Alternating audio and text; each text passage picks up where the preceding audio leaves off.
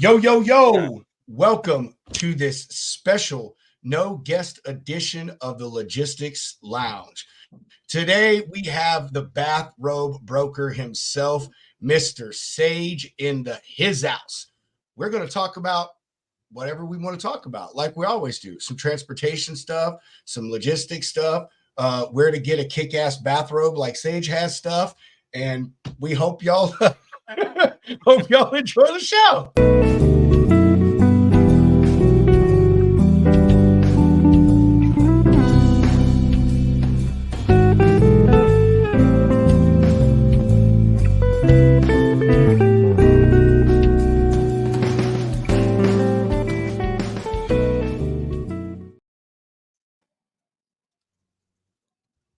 What it do?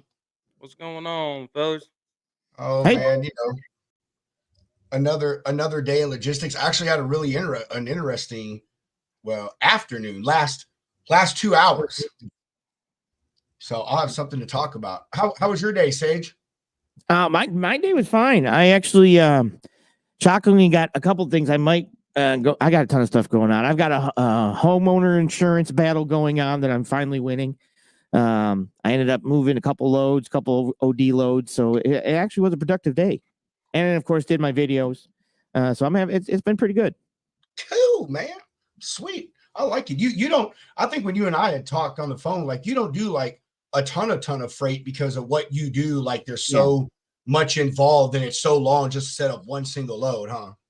Yeah, so I move about I do overdimensional freight, pretty much anything over 10. I mean, I do smaller stuff too, fall off freight and things from that, but and then when it starts to get up to like 15, 16, like I'm moving some 16-foot diameters. That's what's loading on Monday, and I mean I moved 20 foot. I've done 19 axle. I actually moved that with Diamond. Was it Diamond or was the other one? I've done one dual laner and one 19 axle. So I've done quite a bit. I've been doing it for about 18 years. I've actually got a pretty crazy story if you wanted me to start from the beginning. We save it for when we get into the show here in a few minutes. How about that? Yeah. Game on. Because that'll freaking give us something to continue talking and moving about. Hunter, how was your day, my man? It was good. Just booking some loads, doing some recoveries. Nothing too crazy. Week's been going pretty smoothly, so no complaints on this end. But how about yourself, Rob? Brother, my day, I mean, it was good. Even dealing with we are freaking live on LinkedIn. Yeah, we're back on LinkedIn. Shout out. I love it. I was worried. Hunter and I have been talking about this like off and on all day. We're like, holy shit, what if we messed up and LinkedIn was like, ban these guys, they never get to go live again. They just didn't tell us. Nice. I know. They did that update where like the company page has the square like the groups do, And I was like, shit, you can't live stream the groups. I wonder if they booted us down from a company because I'm the only employee there. These guys are just going on here and rambling for 7 hours at a time. Get them out of here. Let me hit this. I want to know, or I wonder if there's any other live streams on LinkedIn that go so long that like LinkedIn's algorithm stops us. Like, I wonder like if we're one of the we might be the first. Yeah, dude, for real. We know, Sage, that LinkedIn will only allow you to go live for 4 hours. We had figured that out. Really? That's YouTube. X has not kicked us off yet. I know YouTube you can go for 12 hours, but X might give you the platinum card. Yeah, you can go longer on YouTube. They just won't keep it. They only keep 12 hours of material. Everything after that gets deleted. Yeah. Oh.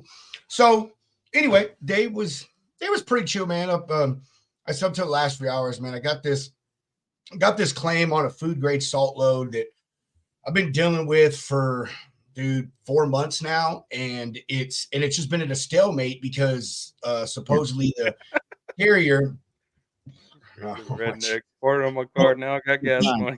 He puts out the funniest stuff, man. Oh freaking redneck there. Anyway, so it had been a stalemate because supposedly the carrier wasn't replying to the insurance company to give their side of the story. And insurance companies, they find any way they can to delay paying out money.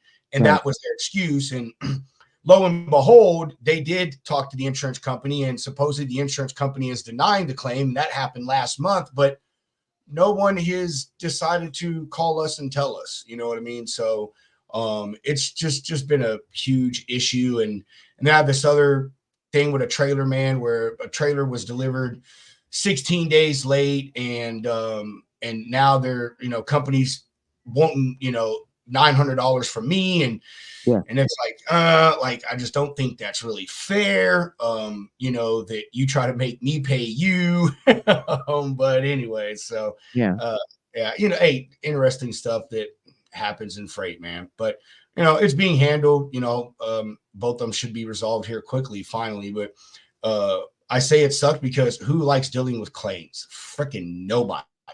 No. Who likes dealing with who likes dealing with owing a customer money, or being at odds about a money issue with a customer? So I just want it over with. That's all I want. That's fun stuff. Okay. But yeah, other than that, just fucking chill ass day, dude. Just going through the paces, chilling. Sorry, man. I may have to walk away. My wife is looking for the little cat to take it to the vet, and the little cat is MIA. So go out of there. Yeah, dude. Well, you gotta do your news segment first. I do. I am about to do. I'm about to do my news right now, and we will fully get into it.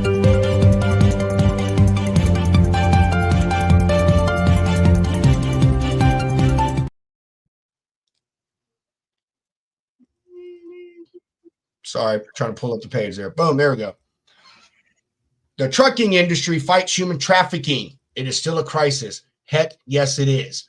The story in this article is actually old, although the article is just from last week. However, we like to try to bring up things here that are issues that need addressed. And, human trafficking is obviously a really big one in the trucking industry, because I think a lot of people realize how big of a part that trucks play in human trafficking, whether they know about that they're doing it or whether they don't. So what this is about is this gentleman right here, Kevin Kimmel.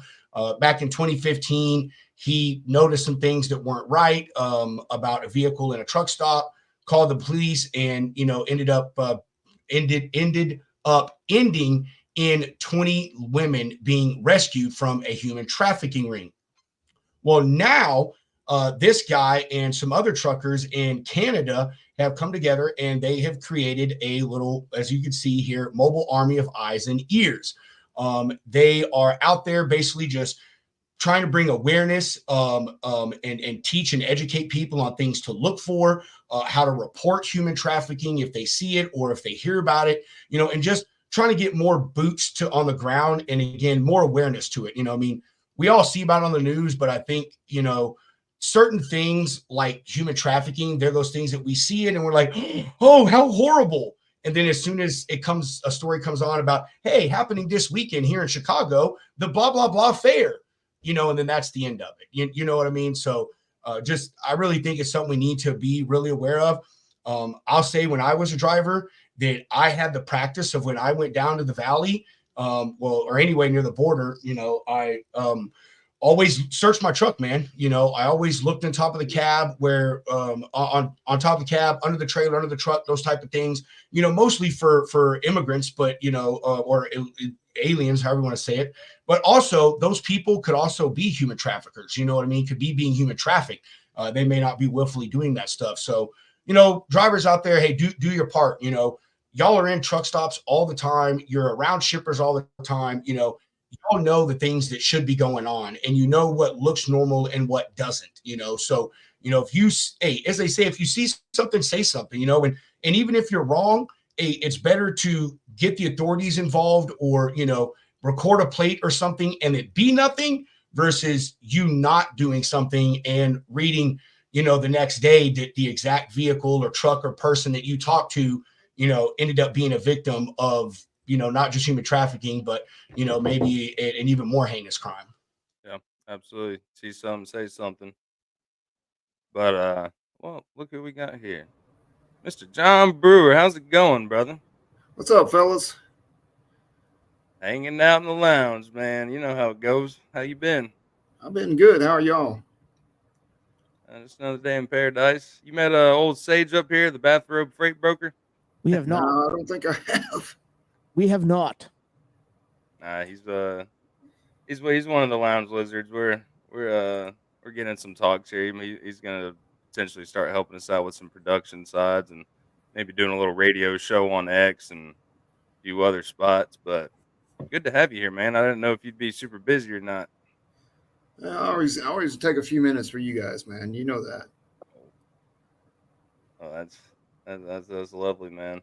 Well, want to say, unfortunately, I missed the live airing of CKE's advertisement on the Super Bowl night, but saw the video. That shit was hilarious, dude.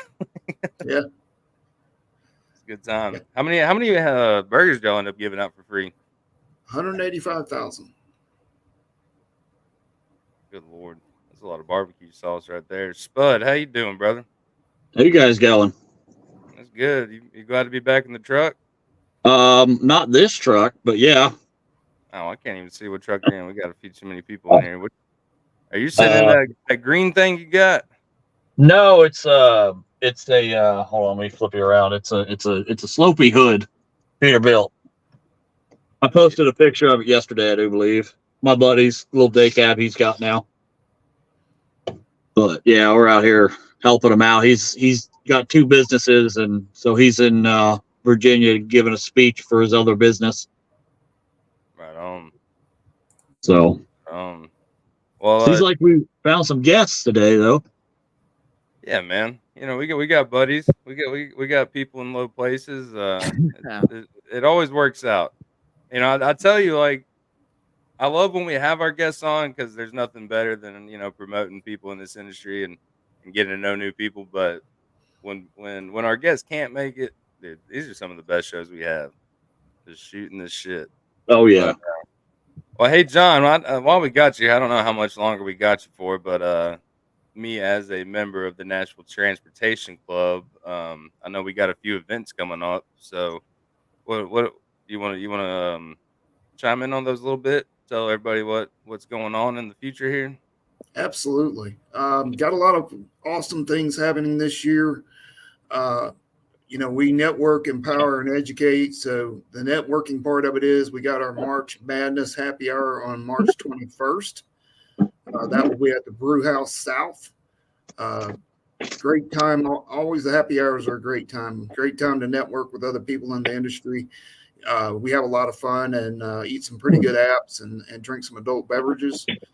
Then after that, in April, we have our Women in Transportation panel discussion. That's going to be at Reliance Partners.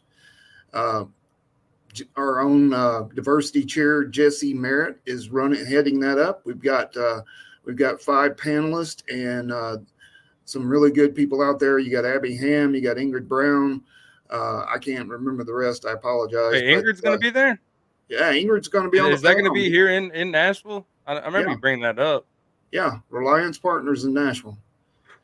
Sweet. I will definitely be there. I don't know if you caught it, but we had Ingrid on just a couple weeks ago. She is an amazing woman in logistics. Yes, she is hilarious. That's what she is. She and I chat periodically, so it's been rather fun building that relationship. So I'm anxious to see her in person and for the first time, and I think it's going to be great. It's a good educational thing for us. It's going to be a lunch and learn. So we'll have a sponsor provide the lunch, and then these ladies will get up there and give a bunch of different backgrounds and perspectives of the industry. And it's always a good time when we have this going on. So I'm looking forward to it myself. And then in June, we have the NTC annual golf outing. We're finalizing the details on that. And Lord willing and the creeks don't rise, hopefully you guys can come out and do a remote with us and enjoying some of the festivities as well. So got a lot of good things going there. We actually, I met a gentleman who is soon to be retired from the military. He creates those wooden American flags you've seen that people have in their homes, and really, really patriotic and proud. And he is actually he's donated. He makes these things, and he's donated 2 of them to our silent auction. And anything above cost goes automatically to our educational foundation, which hands out scholarships every year to our supply chain grads in the Middle Tennessee area. We have 2 education partners right now. It's both Belmont University and Lipscomb. So be looking forward to raising those scholarship dollars up and helping these kids out with their education so they don't have to hopefully pay too much in student loans. So a lot of exciting things going on. We've got some other events later in the fall. You can check out our LinkedIn page at Nashville Transportation Club.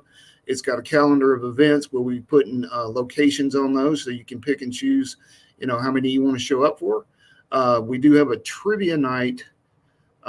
It's coming up in the fall as well. And then even for our March Madness, we are actually raffling off a membership, a membership to the golf outing. Basically, you get to play that day for free. So we're going to be putting that in a business card raffle and getting that off so somebody can enjoy a day at the golf course and not have to worry about sinking too many putts. You know what I mean? Yeah, no, definitely keep us up to date on that, man, because I don't know if Rob's going to be able to make it, but I know for sure I'll still come out there and do a bunch of content for the event. And I got a buddy who's going to come with me. He's got a really nice camera, and yeah, we'll spread the word. And anybody that's interested in it, once again, John Brewer, Nashville Transportation Club. It's going to be a good time. Absolutely, but, man. John, I do have a bone to pick with you still about making that happy hour the Thursday that we're going to Matt's. Come on, man. Give me a break. Made it one day beforehand. I know. Yeah. Seriously. I mean, yeah. No, yeah. Could have made it one day before. I still wouldn't be there because I don't fly into Nashville till Thursday morning. But, man, we thought we were friends, John. Oh, man. We got some happy hours coming up, fellas. We usually have about 6 happy hours a year. So if you miss 1 or 2, it's not like they're gone forever. It's not like limited time only. Well, I say we have a logistics lounge and John Brewer happy hour at John's house. You're gonna have to wait. You're gonna have to wait on that, man. I'm having my my media room and bar remodeled, so it'll be a few months, but it's gonna be killer, man. Wait, is the bar gonna be in the media room? Yeah. Oh, dude. Actually, yeah. Well, live logistics lounge. That's what you mean. Actually, the media room is going to be in the bar. Oh, that's even better. Oh, no. Wait. I like the way you think. So you just built my new studio, John. How much is rent? Yeah, I'm remodeling my home office and my media room, and the office is first. So I'm going to have some killer pics of the office here in a couple of months, and awesome. I'm really proud about it. This is 25 years in the making, and I'm going to have all my trucking paraphernalia out there. I'm going to have some really cool artwork. I probably never leave. Why would you? I know, right? Yeah, that's what I'm saying. John said, just slide my food under the door like we're in solitary confinement. Well, it's right off the kitchen, so I can probably help myself. Oh no! See, all you do is just make a hole. That's all, man. Just make a pass through. Uber Eats #1 customer. Put a drive-through window in the side of my kitchen. Yeah. We'll do it New Orleans style. We'll just start serving gallon jugs of daiquiris out the window. Pay some of the construction costs. Yeah. Anil, what you doing down there? No, he's on mute right now. Sorry to cut you off, John. What was you saying? We're gonna have to put a lot of daiquiris out that window, brother. Hey. Yeah, sorry, I was responding to a text. Yeah, all good. What are you driving right now? You in your truck or? No, I am in a. I don't know what year this is. Is that? Yeah, hold on. I'll tell you if I can find it. Anyway, hey Hunter, did you pull up Steven? Steven, if I'm pronouncing your name wrong, please tell me. Did you put up Steven Talamo's comment earlier? No, I have not.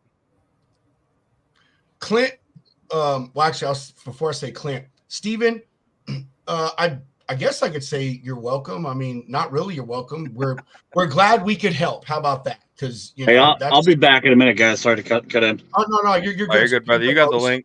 Yeah. Steve, we're glad we help you out, man, and glad that you have found tons of value from the group, not just or from the show, not just informative stuff, but also being able to hook up with someone and do business with someone for the show. That said, Clint, man, Hunter and I, we are wondering where our commission checks are. That's our steak subscription or barbecue subscription. Something. I want the keg subscription.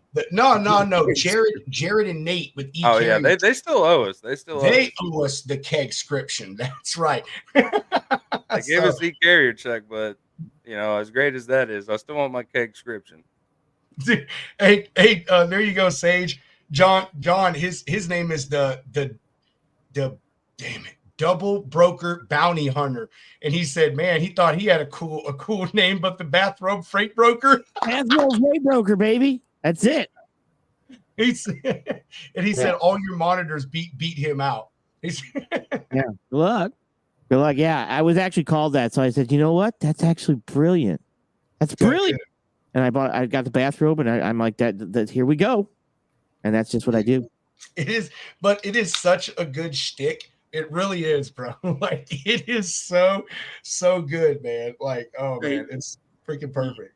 You guys want to hear my nickname? Oh Lord. What's that? Well, since I do parody songs, I call myself Weird Uncle Al.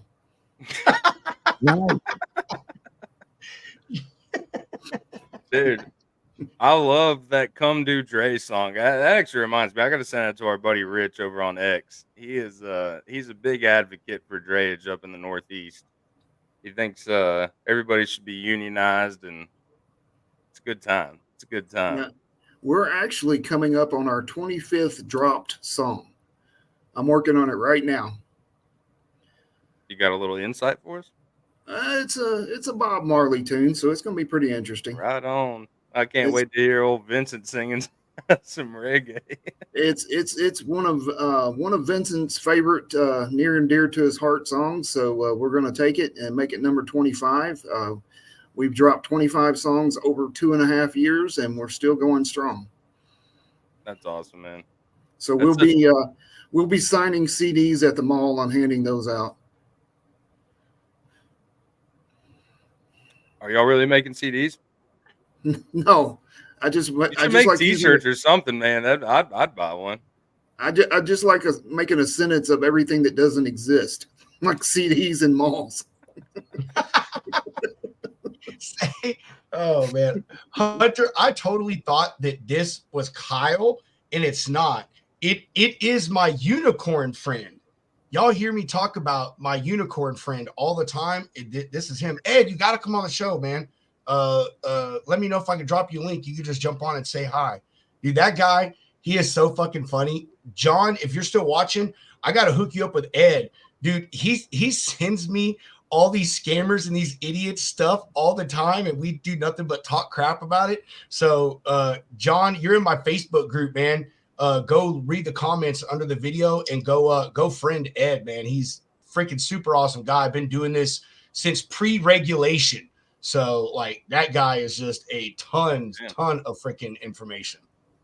Look it up. But yeah, we need to have another Freight Fraud Fighter Friday, because I know what's his name, Steve had brought up bringing Clint back on to talk about fraud within the capital side of things, and shoot, I'd even like to have old buddy from Lucky Truck last night talking about fraud and insurance, but we could get another good group going.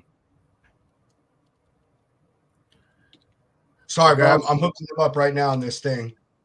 Boom. Guys, I got to jump off, guys. It's been great. Thank you for the airtime. Thank you for the combo. Yeah, no, absolutely, man. John, keep me in contact about all the updates, man, because I got a couple of people that might want to come out there and sponsor and help support the golf tournament, and we'll get all that arranged. Sure, 100%, man. I'll be reaching out. Absolutely, brother. Well, you have a good one, John. Let me know when that bar is done. Have a good evening, brother. See you guys. All right, bye, bud. I like John, man. He is so fucking cool, dude. He is he's very salty. So laid back, man. So freaking laid back. Yeah, we put a few Jack and Cokes down at the last happy hour that we had at the NTC. It's a good time. And y'all ever in Nashville, give us a shout. For sure, John. We'll get one going, man. We kind of, I don't know, Hunter and I talked about it like, I don't know, a week or so ago, and we kind of like beat the shit out of it for like a very short span of time there. And so we're just trying to like give it a break. You know what I mean? Even though it's something Hunter and I love talking about and that we're involved in, but I mean, you know how it is. Too much information. Yeah, there you go. Yeah, too much information. Yeah, that's exactly what it is. And, you know, just, I wouldn't say not beating a dead horse, but, you know, it's just driving a point home consistently that everybody's aware of. So anyway, when we do, we'll have you on. John, you also need to let us know if we're still doing Monday on your show or what the deal with that is. He'll let us know. Yeah, that's what I'm saying. I'm reminding him. Like, I know he had, you know, stuff going on last week and everything. Yeah. So, yeah. Well, Sage, what's going on, man? What's happening on the front lines of brokerage? It's going slow. It's definitely slow for this time. It's slower than I've ever noticed, but it's moving. I just got a few loads in. It's definitely the slowest February I've seen in a long time. Yeah, that's the funny thing. I hear a lot of people say like, you know, December, January, February are the slowest months, but I've had some of my best months in brokerage during that time. But yeah, so the normal path of freight, usually you look at freight and when it's consistent would be, you know, you have your holiday spikes and dips and stuff like that, but then you have a ramp up for Christmas, and then the stores got all your Christmas stuff in there. People go and buy, stores replenish their warehouses and everything. In January, starts to slow down a little bit in February because the warehouses are full then, and everybody's restocked.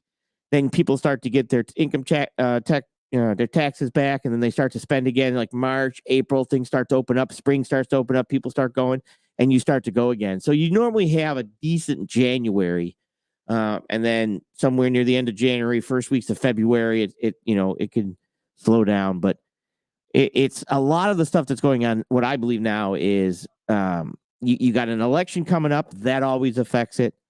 You've got very low volumes as we pull back from China and move into Mexico. Right. Very low volumes just because of the fact that things are, people don't have the money. They don't have the money to spend, or they're reaching that point. Yeah. And that lowers volumes, and freight's based on supply and demand in regards to how many goods we're buying and how many goods that are shipping. So even some of my customers we have things that are built that are ready to go, but the receivers don't want to pay. Once it's on the truck, they got to pay the additional money, right? So if it's a 50-50, they pay $50 to build it, and then once it's on the truck, they pay the additional $50, and they're not looking to pay that to receive the goods yet, to pay the additional $200,000 to receive that, the item. So and then of course we had some bad weather and some storms, which slowed up concrete pads and things like that for some of the stuff that has to go down. So that's slowed up also. Yeah, no, the weather this year's been crazy. I saw, obviously there's those big snowstorms going on up north, and then I saw a few tornadoes coming through like Indiana. There's wildfires going on in Texas, and I just saw something today that I think California is supposed to get 10 inches of snow in spots that do not normally get 10 inches of snow. Yeah, no, it's on Donner. Yeah, on Donner Pass. Or I'm sorry, Dooner Pass. Dooner Pass, yeah. Dooner Pass, renamed Dooner Pass. And this isn't like, and so everybody knows my story. This isn't in 2000. All right, let me run past let me give you my story. Let me give you my breakdown here, speed version. So I've been driving since I was 20 years old in New York. I drove a straight truck, and then when I was 21, I got my CDL-A, drove for Schneider over the road. Eventually came back, drove for U.S. Food Service for like 6 years, joined the Coast Guard, did law enforcement in the Coast Guard at a small boat station. We did search and rescue out of Boston and did law enforcement. Left the Coast Guard, went back into driving, drove for CR England for 28 days under a lease program. And then I'm like, oh, hell no. And then bought my own tractor trailer. My wife was with me. We drove for, we went to FedEx Custom Critical as a tractor trailer driver, which that hurt me because I was a solo technically. So they didn't give me any more than like 400 miles because I had to be there, next day. Drove with Landstar. I was a driver for Landstar, and my wife became an agent for Landstar. She was $1 million agent for Landstar. I left. So 2008, it was really bad. We had a recession in 2008, right? And I had to make a decision. Where do I go? Like, I have a truck and I have an agency, right? So what's my goals? What's my business model? And how am I approaching, my future? What do I want to do here? Do I want to stay in the truck, or do I want to build the agency? So after me and my wife talked, she couldn't go on the road. She has like panic attacks and agoraphobia. She couldn't go back on the road anymore. So I decided to pick the agency, and I lost the truck. I gave the truck up. Now, back then, it was a select deal. It was a Freightliner select deal, which allowed me to basically pay $5,000, and they take the truck back, and it was off my record. So from that point, I used to be up at 4 o'clock in the morning till 11 o'clock at night, just moving freight, finding brokers to work with, posting it on the Landstar board so Landstar drivers could do it. Eventually, I said, all right, I'm going to get my own customers. So I ended up getting my own customers and moving open deck and over dimensional freight. I used to sit on the phone and just call over dimensional drivers nonstop just to learn every possible thing I could learn from them. Like, they explained to me everything about, axle spacings, how much weight they can get in states, anything that had to do with over dimensional. I was learning, writing it down, and memorizing because I knew that was the route I wanted to go. So eventually I started reaching out to customers that were shipping over dimensional freight and basically selling those drivers, trying to say, look, I got a good driver that's, he's got the proper equipment for this. So I had carriers that were knowledgeable and ready to rock and roll if I found them freight, right? So then I went to customers with that leverage. And then, so I always guaranteed a customer, look, if I give you a price, it's a guaranteed truck. I mean, I'll take a picture of the truck and I'll send you the truck. If that truck don't show up, don't load it. It's not mine. So I eventually from there ended up getting direct customers because that was my shtick. I made sure that the truck, that if they gave me a price, it was a guaranteed truck. And I knew the truck, I knew the driver. Here's a picture. And I had one guy say, man, you're an honest guy in a world of liars. I'm like, this is just what I do. It's just what I do. Right. So after that, Landstar basically came in and said, you got to pick either Landstar or you got to pick your own. Well, I'm like, yeah, bye-bye, Landstar. And I ended up picking my own. So after I got into some industries, I move a lot of over-dimensional tanks, fiberglass tanks, pressure vessels, anything that's round, I specialize in it. And I got a lot of direct customers doing that. At one point, I think my highest year was 6.8 million in gross by myself. And I had a carrier and a brokerage. Because I ended up, because I had direct customers, I ended up getting a carrier, and I had some drivers. I had 3 drivers that hauled trailers that I had built. I had some trailers built to hold fiberglass tanks. They're called perimeter frame trailers. You drop down the tank down in there, and it cradles it. So that's basically, I've been in the industry since then with, everything from CDL driver to carrier to broker.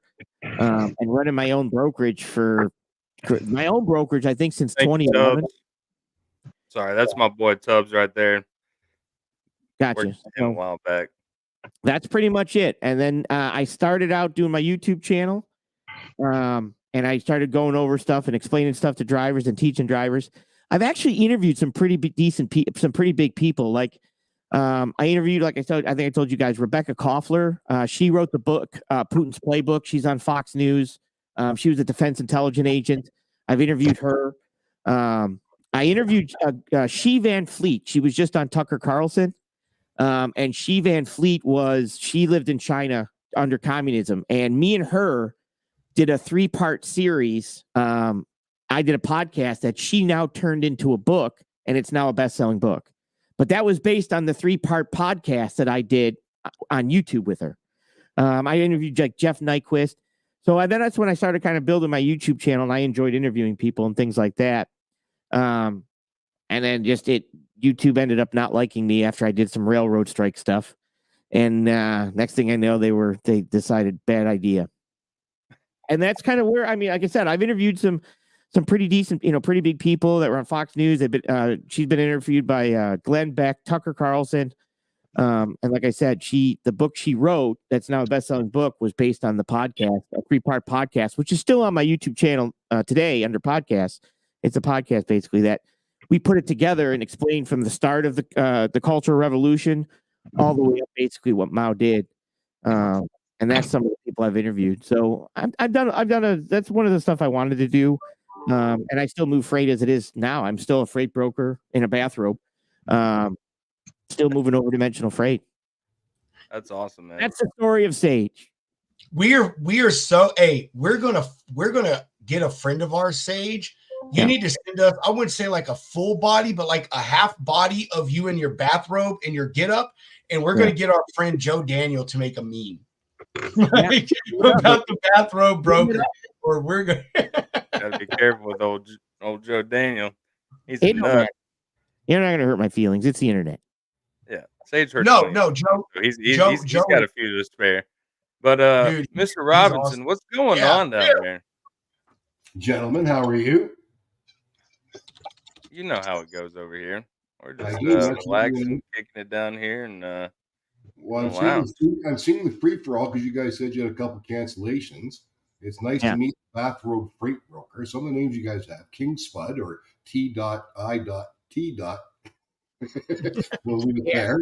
I see Steve's coming in. Then, of course, we got Beefcake and the potato at the top. So, I mean, this is quite the group, guys. Hell yeah. Welcome, Bill, man.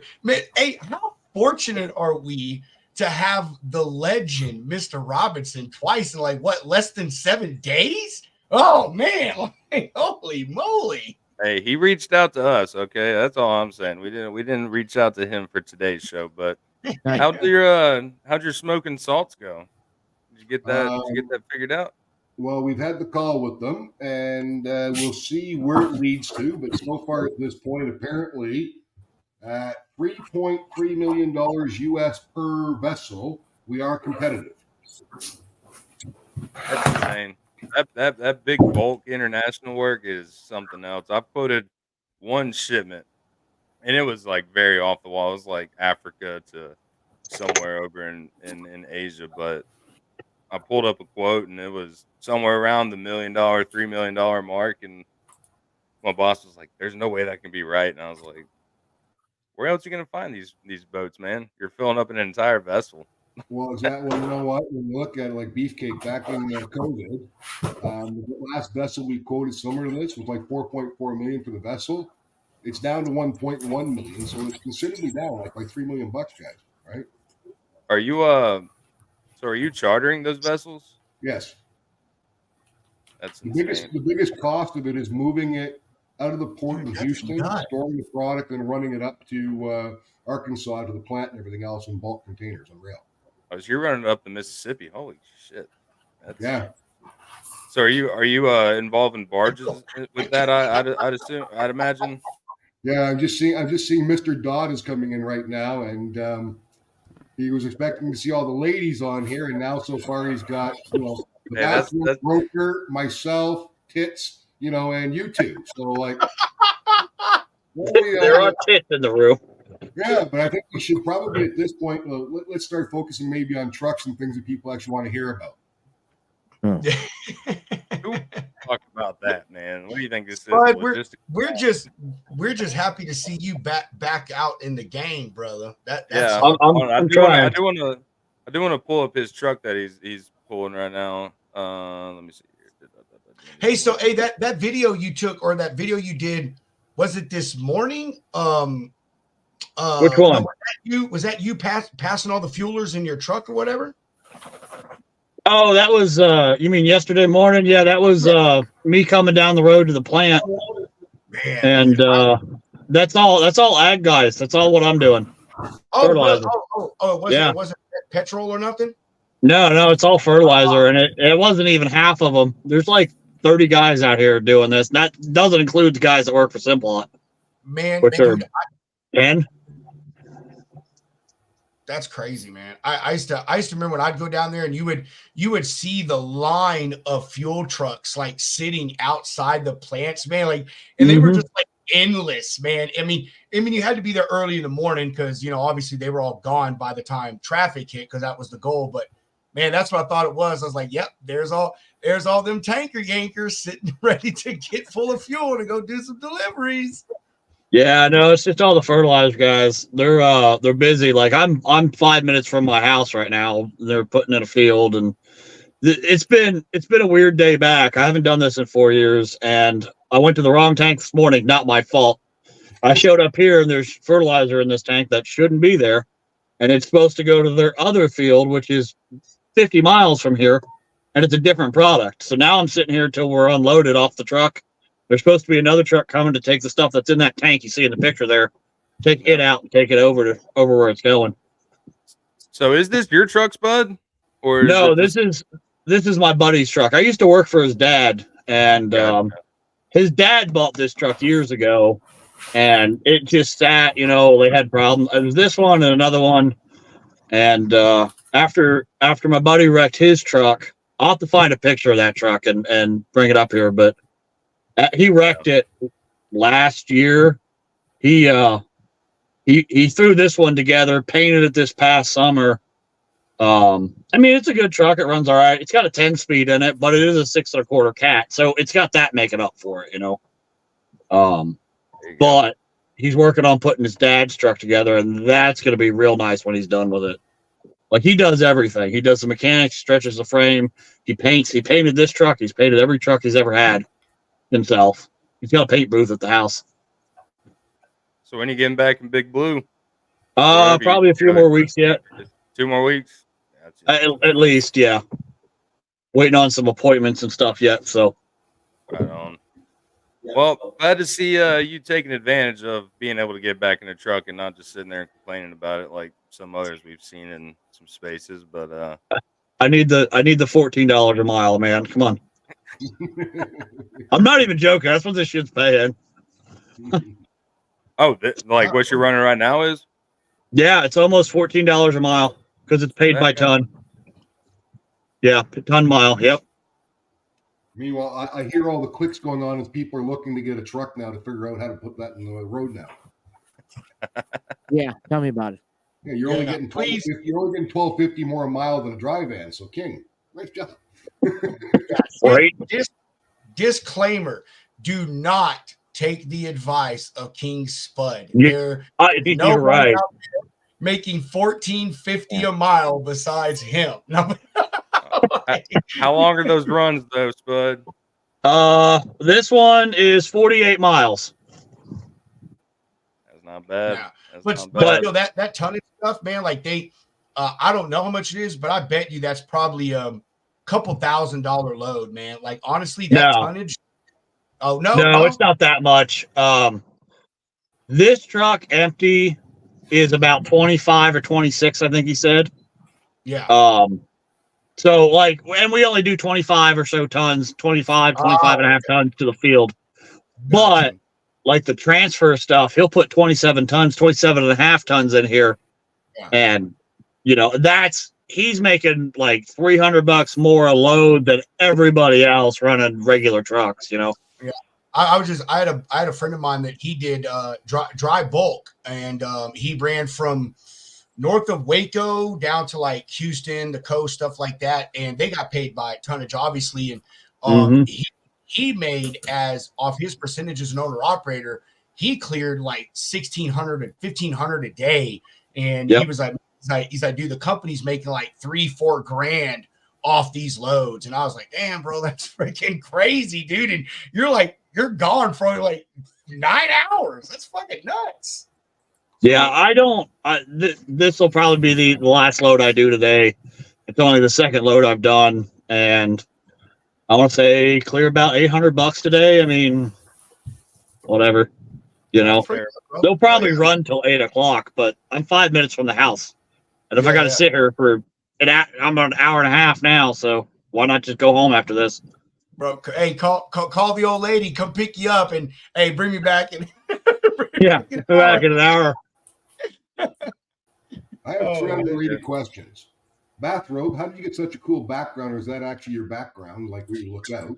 No, so I actually make these backgrounds. So it's basically a green screen, and then what I do is I create an AI image, and then I take the AI image that I like, and I mask out certain things like computer screens or windows and stuff, and then I put it into a video file with Final Cut, and I put videos in it, like all the computer screens that are moving and stuff like that. Those are actually videos in Final Cut, and then I run a software called OBS. Like I can take me out and you can see behind me is aliens. I can run OBS, and then the OBS is what it has a virtual cam. So you're actually watching my OBS system. And then I can do stuff like, I'm not, let's see here. Where's Kevin? Hey. Oh, here you go. Hey, What?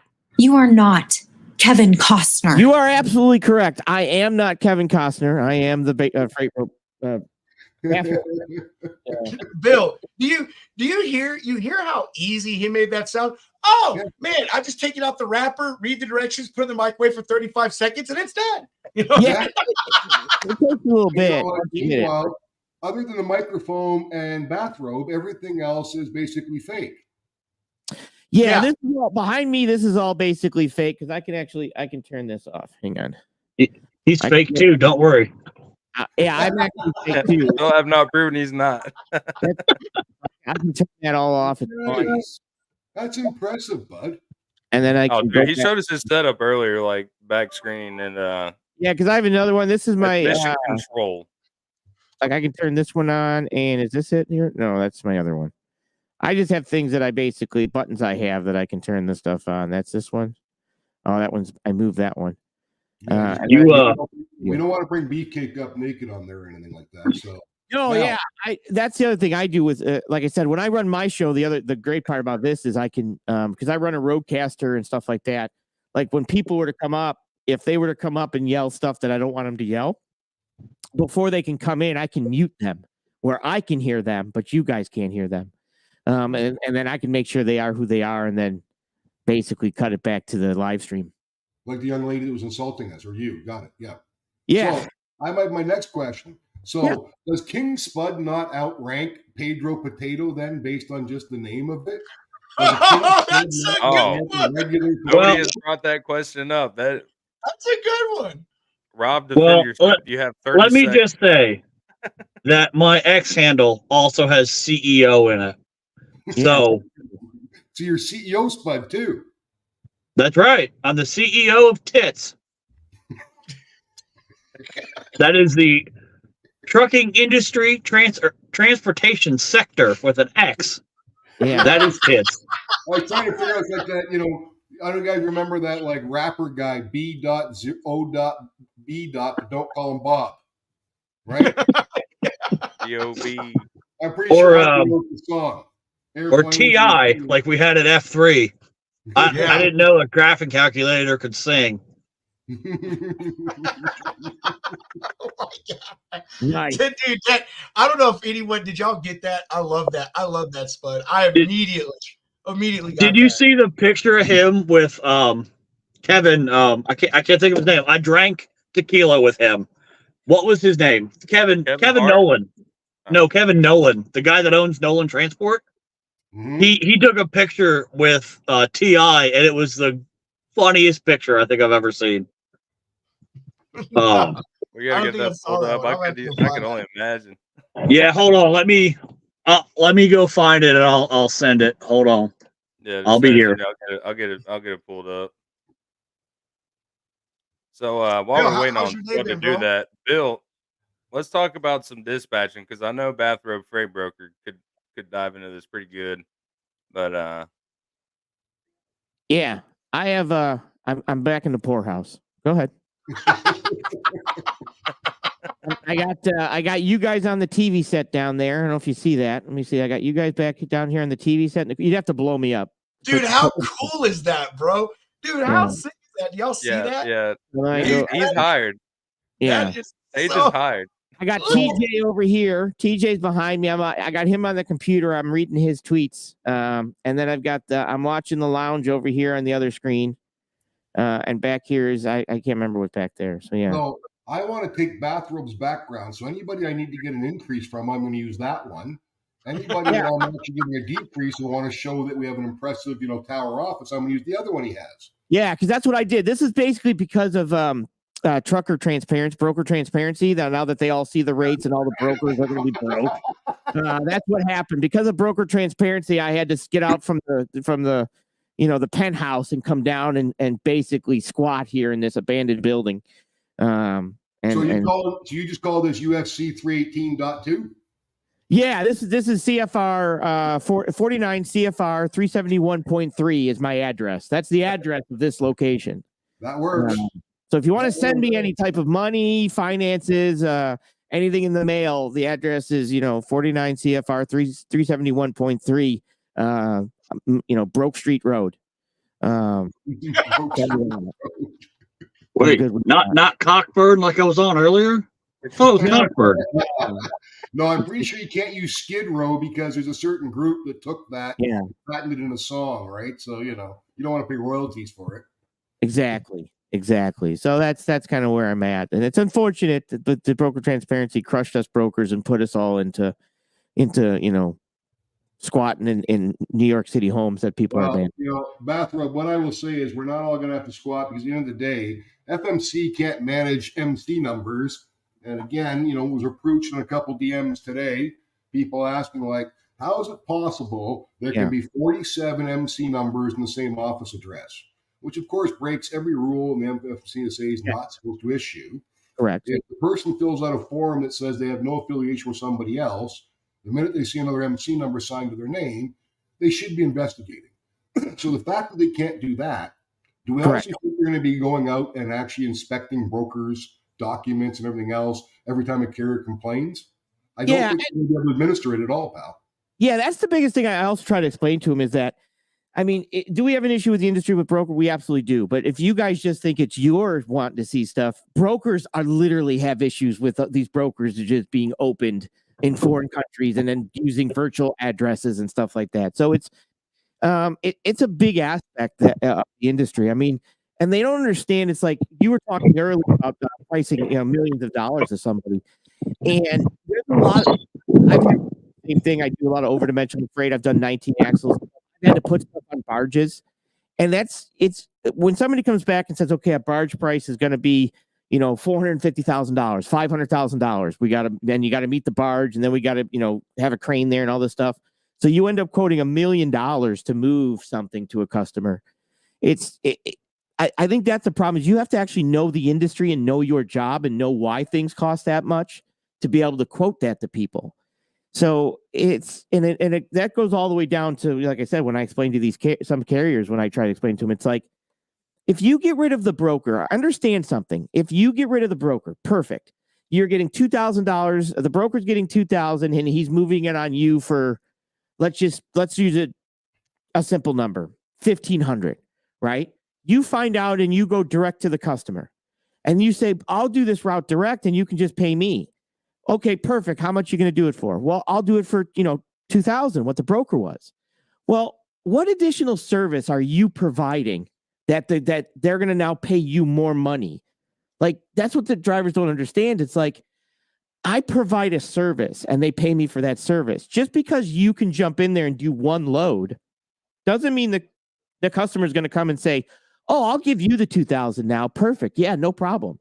Because their boss is going to come down and say, what additional service is that driver doing since we just booted out the broker?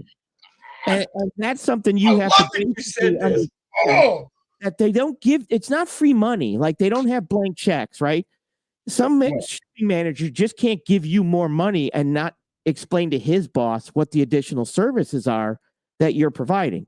Because I'll tell you what, he's going to probably come and say, well, how much were you doing from the broker? $1,500. Okay, I'll pay you $1,500. And drivers are like, well, wait a minute, I want more because, we got rid of the broker. But you're not giving me any additional service to make more money. It's a very valid point. Hey, yes, Steve. Steve is back. Thank you, Steve. I had to switch computers. Sorry. That's not a problem. What I will add, Bathrobe, to that, And I know because we do have 125 tractors as well as we're a large broker. So Correct. we do have both. But one thing I always know, I came into this business before working for assets, worked for a logistics company. When people would ask me what's the difference, a carrier manages trucks and drivers. Correct. A broker manages information. Correct. Sales and marketing and information. Correct. And if we do a good job of managing carriers, working with them as partners, being transparent, then we're basically a great sales force for that carrier. Yep. The key is that right now, are the double brokers and dispatch offices giving us more of a bad name as brokers because they're the ones without overhead, without taxes, and they're the ones that are maybe beating up on some of these carriers with a lower rate because they don't care about anything, because they don't have to actually make the same money we do as a broker. They don't have the same reputation we do as a broker to work with a Cleve or work with your companies, as we've had in the past. I don't know how we keep losing Steve. Maybe he doesn't like me, but no, and that's perfect because it's the other thing that people don't understand. And I've done this with drivers, right? And drivers are like, we don't need brokers. We don't need this. I say, perfect, great, fantastic. How long have you been open as a carrier? I've been open 6 years. Fantastic. Can I speak to your head of sales department, please? And their response is, well, I guess that would be me. Oh, perfect. Can I ask, in the past 6 years, how many new customers you've onboarded? Direct customers that you've onboarded, not brokers, but direct customers you as the head of sales have onboarded. And well, none. You're fired. There's nobody that would allow a salesperson to not bring any direct customers for 6 years and still pay them. So my question is, why haven't you? Well, it's hard because of this and this. Well, that's what brokers do. Logistical people. I'm a sales manager. I'm an operations manager. I run my own brokerage, so technically, but I outsource it to factoring. I'm a dispatch manager. So when it comes to dispatch companies, my biggest problem with them is, one, do you have a power of attorney to make financial decisions on behalf of the carrier? Because if you don't, why are you doing it? Second, are you knowledgeable enough in the industry to actually provide a good service for the shipper, the customer, and so on and so on? Because we're not just, hey, go find a truck. My job as a logistics specialist is to say, okay, you know what? You got a rail spur right here. Let's check out a rail price for you because you got a spur or for moving some of these things. Or finding an air freight, finding a freight forwarder, knowing the difference between a freight forwarder and a broker. Shipping out containers, drayage, cross-docking, all this type of stuff is like dispatchers know trucks. Logistical, freight brokers in the logistical system need to know logistics. It's the biggest industry in the world. And you want to not know. One second, guys, I got to go on mute here 1 second. Never mind. I didn't know. Hang on. There's got to be spot. There we go. Hey, I want to touch on this one. I want to back up. I know y'all kind of moved on to the dispatching thing, but the broker transparency. I'm a broker, and I say, hey, go for it. And I tell everyone who brings this up, because you know what you're going to do? You're going to sift through 10,000 rate tenders just to see that everything that we've been saying is true, that brokers are making 10 to 15% margins. Yeah. Are there some 40, maybe 50 ones mixed in there every now and then? Sure. I get them. We all get them. We can't lie that we don't. Thing is it's not going to prove a damn thing. Nothing.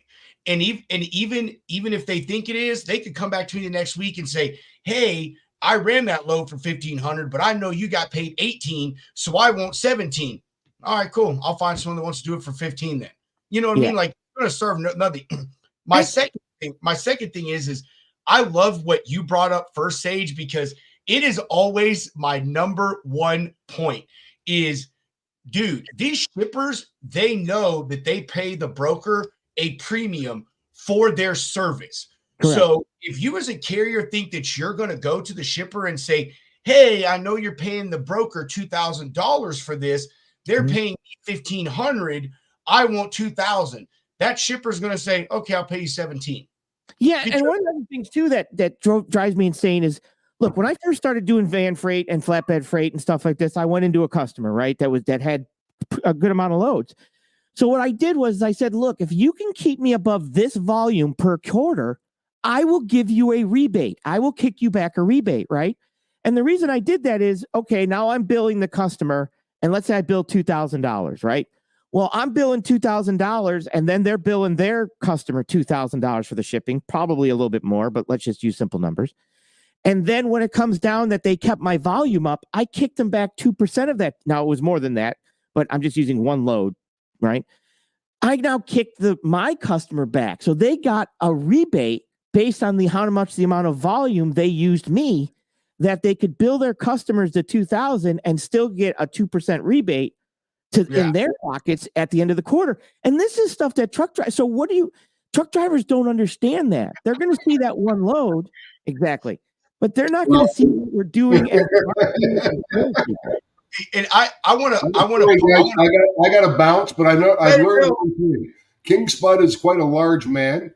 He's found the only gong that doesn't seem to have reed attached to it, even though he's wearing a Please Advise hat. Right now, I'm going to say you should all take a breath and listen to what Steve from Cleves has to say for a couple of minutes. Have a great night, gentlemen. Thanks for Steve, I'm sorry, man. We've ignored you. We're going to get to you in 2 seconds, but I think you've watched enough that you see this is the fucking lounge. We're everywhere. To kind of like wrap up what Sage and what we're talking about is I want to bring Ed's comment back up here. And yes, again, Ed is a shipper, a broker, and a carrier. So like he deals with all this stuff. And here's a great point. Like, what value does a one truck operator bring to me when he needs 50 plus trucks a day? Yep, it doesn't work. Know, like he's, I know Ed. Ed is a good guy. And I'm sure if maybe that carrier ran one specific lane that Ed only needed one truck every other day on, Ed would be like, hey, dude, I'll put you on this. But, the stuff that he deals in, it's like a lot of stuff moving one place at once. You know what I mean? So he needs multiple trucks. And for him, it's easier for him to source other carriers and do that versus, sometimes just using a one truck operator. And that's something that I don't think, and I'm not trying to say that drivers or carriers are stupid or anything, but I say it all the time. They live in a 3-foot world. To them, the only thing that they see is their hood of their truck. And they think that everything, for the most part, starts and stops with them. And they don't realize that there's 3, 4, 5, 6, 10, 15, 20 people that have been involved in this, but before you and stuff. So, they don't understand that it really is. They don't understand the supply chain of how things fully work. Maybe they have an idea, but a majority of them that I've talked to, they just don't get it. Like they don't understand the way things work and the way a shipper's mind work. They think that a shipper sees, oh, it's one truck, that's one load I don't have to worry about. And dude, unless they're small volume and they ship 3, 4 loads a week, like that's really no benefit to them. None. And I do love this comment because he says this all the time, is again, like, no one's holding a gun to your head and telling you to do this. You know what I mean? Like, hey, if it doesn't meet your criteria for rate or mile or weight or whatever, then, hey, move on. You know what I mean? Like there is a load out there for you. As the saying goes, for every load, there's a carrier. For every carrier, there's a load. Steve, welcome to the Logistics Lounge, sir. Finally. Finally, right? And he froze. With my software, I actually did that to him. Just I'm muting him every time he wants to talk. No, just go ahead. While he's frozen, I don't know if he's back or not. He is for every 3 seconds. We can't hear you, Steve. If you can hear us, we can't hear you.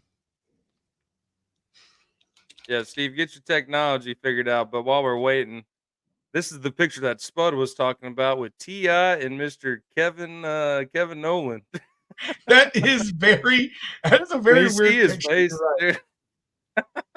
You got to zoom in on T.I.'s face a little bit. I'm trying to. I don't know how to. Here, let me. Control plus or whatever. I think you do. Oh, you're on Windows or Captain, whatever you have. Should be the little 3 dots in the corner, yeah. Oh, And here then we go. You Windows people. Can't you roll in? Oh, see, it won't zoom in on the picture. It'll only here. I'll actually just save it. Y'all just sit back. oh, I and- should have sent you the zoom in, that I don't on the phone. Yeah.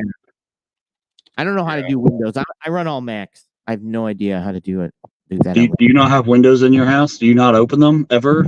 No, what? Or is it just thinking there because you wear a bathrobe all the time? Yeah, as Here a we go. bathrobe broker, we can't have windows. We're afraid of people possibly firing in. So we boarded up all the windows. Dude, Diaz face is classic right here. Hey, Like, who the fuck is this white guy? I gotta jump off. I gotta call. I gotta make a call. All right, Sage, holler, brother. Okay, see ya. That's good stuff. Boycott hashtag freezing Steve. I don't know why his audio's not working. I see his lips moving, but I don't hear nothing. Yeah. And then he's frozen again. King Spud does have a real. King Spud Thank you. Yeah, he does, dude. Hey, the only reason I don't grow mine out is because the thicker it gets, I get my skin gets fucked up and dry and ashy, and so like I can't have that crap, dude. I got my white coming in. Yeah. No, I mean like I don't know, man. Like it as I grow it out, it gets harder to get that moisture in there. And beard oil, like, I've tried it, but dude, it makes my face greasy and it makes me break out along my beard line. So like I've just noticed I have to keep my beard. I can tell you right now what it is. It is a number 5 guard. Like, no, Kyle's got the real answer here. Kyle's got the real answer. Yeah, that's true. That's true. We haven't. We need Justin in here. We need Super Trucker Justin in here. Dude, I invited him, but he said this is during his kids. Yeah. His beard's like this long, and it's not even a male measurement. Dude, who's that? I'll shoot him a message. I'll say. Is it Dan or man? He's always in the X groups. Justin. Is it Dan? He's got the long white beard. Or is that's it Miles? Not the only thing he's got long and white. Stop, bro. Talking about Santa Claus? I've heard. Man, yeah, he's got a huge beard. Dad, you should hop in here, bro. We know you're not doing anything. Santa, the link. Yeah, Santa. Yeah. Yeah. Miles. Dude. Oh, Miles has a big beard too. That Aussie. Oh, dude, they're twins. They're twins. They are. I was on one of them spaces the other night, dude. That shit had me cracking up. Have an old Tennessee boy and a down under guy. Oh man, it is the best. Who is this? Kelly, Kelly, you can come on whenever you want, and you better be on the show tomorrow. Like no excuses. We're going to send you the link. We already have you on the books. We expect to have the one, the only Kelly Kellums on Kelly Kellums. Golly, say that 3 times fast. Can we hear you now, Steve? We're gonna try this again. There we go. All right. You guys know whose fault it is? Damn AT&T's fault. That's right. You better get your $5 credit. Hey, this guy right here runs around the house asking if it's Pedro Potato on the phone all the time. He's literally running my office being like, "Is that Pedro Potato?" I'd be like, "Yeah, it is." That's him. Well, you tell him he can. Hey, what is he in? He's play baseball? Yeah, he's on his way to baseball practice. But what position does he play? Pitcher, basically up the middle. Pitcher, short, center. Sweet, dude. I'm not a baseball fan beyond that. My sons play baseball, and all of them were catchers. They all loved being catchers, man. And I miss going and watching my sons play baseball. So tell him good luck if he's going to a game, and we hope they win, man. What do you say? You're very welcome, sir. How wholesome, right? Well, Steve, how you doing, man? Glad to have you on the show finally. Yeah, absolutely. I've been talking a bunch of smack in the chat, but good to meet you guys. No, for sure, for sure. What's going on your side of the world? Just getting ready to start a new adventure, a new business. I connected with Clint yesterday, and I'm gonna partner with him a little bit on it. So wait for the LLC to drop so I can officially announce it. But I think it's gonna be pretty cool. Hey, I'm telling man, Hunter and I better see some damn Outback gift cards or like a free cruise. Like, when you said that earlier, I literally typed, when this thing gets going, I'll buy y'all a steak dinner. Yeah, cool. Bingo. Hey, that'll be the first confirmed steak dinner that we've asked for. That man, Kyle, let me see. Changing kids' lives. We need to make some merch and cash on this. So my boss, Kyle, like I call myself Pedro because like my first name is Robert, dude, and my dad's name is Robert, my grandfather's name is Robert. And when you go out to somewhere and they say, "Hey, what's your name?" You say Robert, dude. There could be 10 other fucking Roberts in that place. You know what I mean? And so we live in Texas, and my dad came up with the moniker Pedro, which is Pete in Spanish, and our last name is Peterson. So, dude, my dad used it, I used it, and then I don't know, just somewhere along the line, my boss Kyle said Pedro Potato, and I was like, bro, that flows so good. I don't know why, but like, so like for like the past 2 years, my name at work has been Pedro Potato. It's provocative, man. It gets the people going. Yeah, well, you got a 10-year-old fan over here for sure. I'm glad, man. I'm glad. Hey, tell him he's welcome on our networking calls anytime. Oh man, that's awesome. Well, hey, Steve, give everybody a little bit of background about you, man. Like, I mean, I see you're big on LinkedIn with people's stuff, but you know, for the viewers, let everyone know kind of who you are, what you do.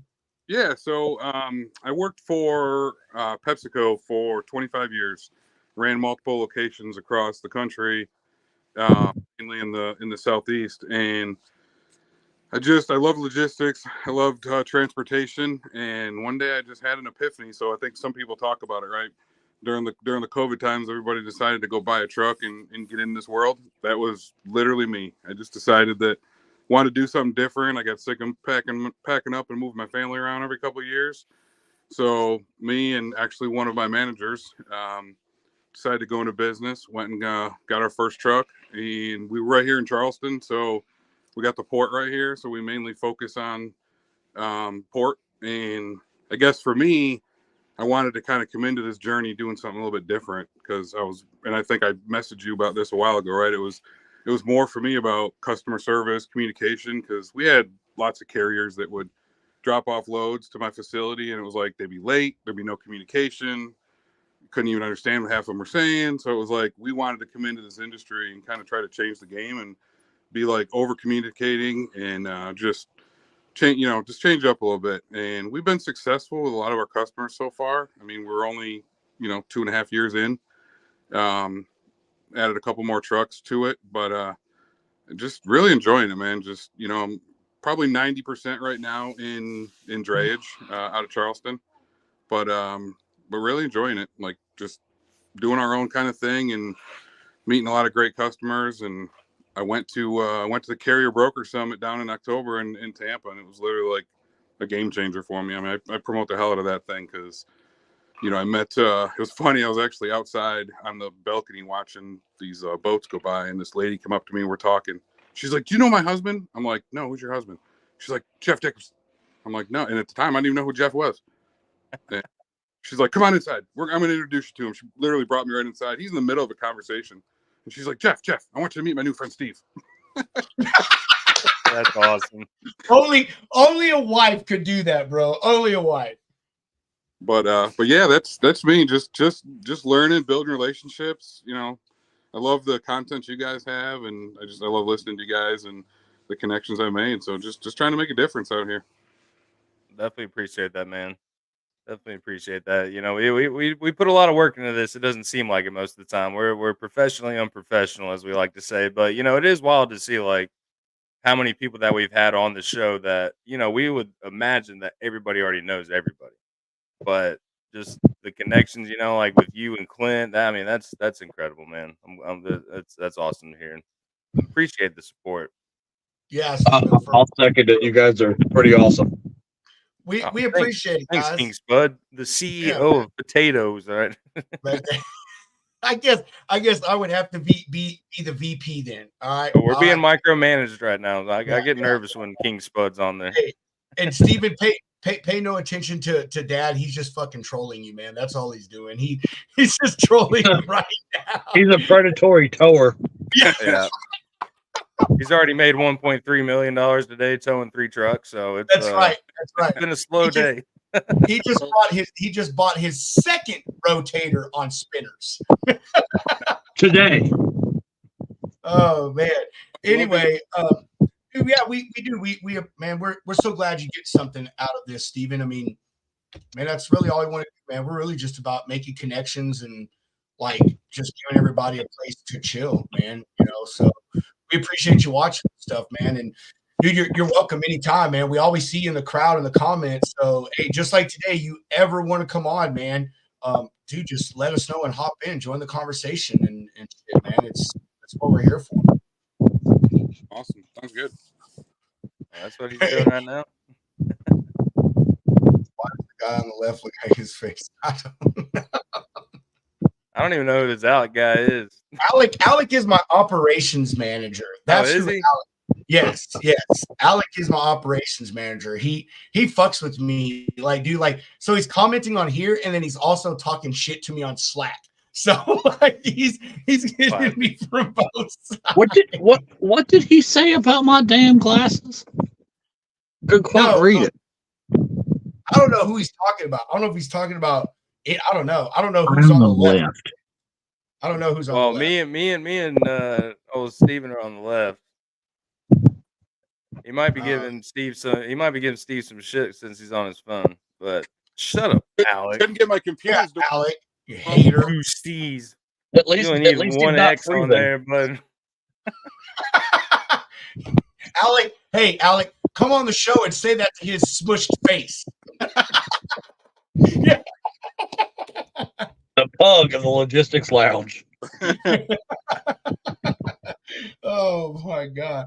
How's the day been though, Steve, man? You just been chilling at the house, doing any work or what?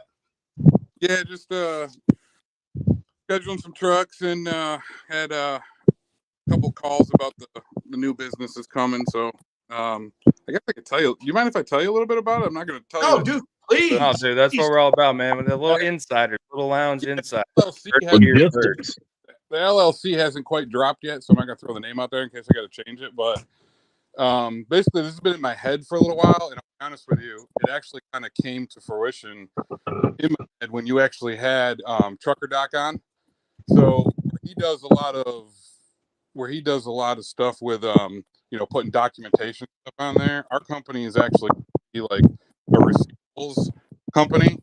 So for independent trucking companies that have two trucks, owner operator driving all the time, we're actually going to handle their invoicing and submitting their documents stuff into their factoring companies for them. That's where Clint and I are going to kind of partner a little bit. So we'll be able to store all their documents, their PODs, their BOL, anything they have, their rate cons, whatever. It's actually my wife will be doing most of it, but we'll be able to handle all their documents and track the form. If they're in GoPort, I can pull them out of their form. They can give me access to their factoring company, and they'll be able to send it to us. Their drivers will be able to send it to us, whoever. And we'll be able to create invoices to send it to their customers or submit everything in their factoring company form. And like I said, we'll be able to house it on a secure site in the cloud. So if they ever need to come back and get it, they'll be able to come back and get it.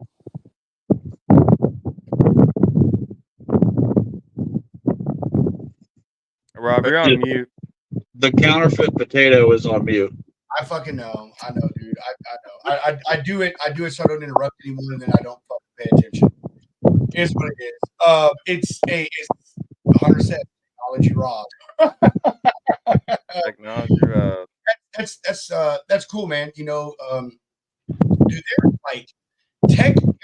anything you could think about in this industry is like turning to tech, including the document management like thing. And I know everyone is, oh man, well, TMSs do this, do that, but like every part of document management only goes, so far to one extent. They focus on one specific area and stuff. So, there's always people that need to come in and find a way to fill that gap. Yeah, absolutely. I mean, for me and my business partner in Cleves, we which is funny, his name is Clint. My name is Cleves. He's the Cliff. That's how the name kind of came about. But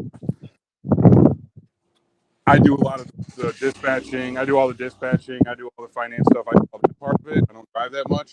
He does all the driving for that one truck. And everybody talks to him like, how are you guys so successful? And he's like, well, I don't have to do any of this stuff. I literally go out there and drive. Like Steve handles all some of those people out to like, hey, can you help us do this for us? Can you keep track of this stuff? And that's kind of where it came from and where it started. Where it went. Right on. Hey, Steve, you're getting a little. Is it windy where you're at? Oh, yeah. Yeah, that might help. I know it's been windy as hell down here in Nashville too. Where are you out of, Steve? Charleston. Oh, that's okay. I didn't know if you're living out there. I know you were doing some drayage. How is the drayage market down there? It's not bad. I mean, there's been a lot of stuff going on with one of the ports. Two of the ports are hybrid. One of them was a new port that there was some UIA or union stuff going on down here. So some ships wouldn't come in here because of it. They had to shut one of the ports down. So some stuff moved to Savannah, stuff like that because of it. But it's doing all right. I mean, we got a good bit of local customers, and a lot of stuff comes out of North Carolina that we do a lot of exports. So it's holding steady. Yeah. How did you get into like what made you want to do the Dre part, man? Like, I mean,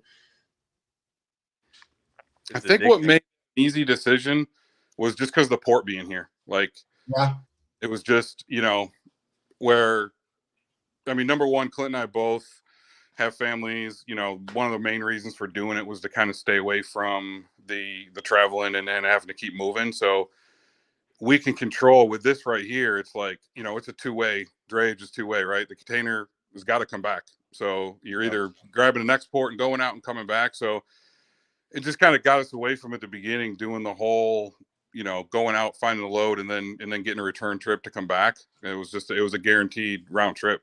So. Yeah. I'm a big fan of drayage.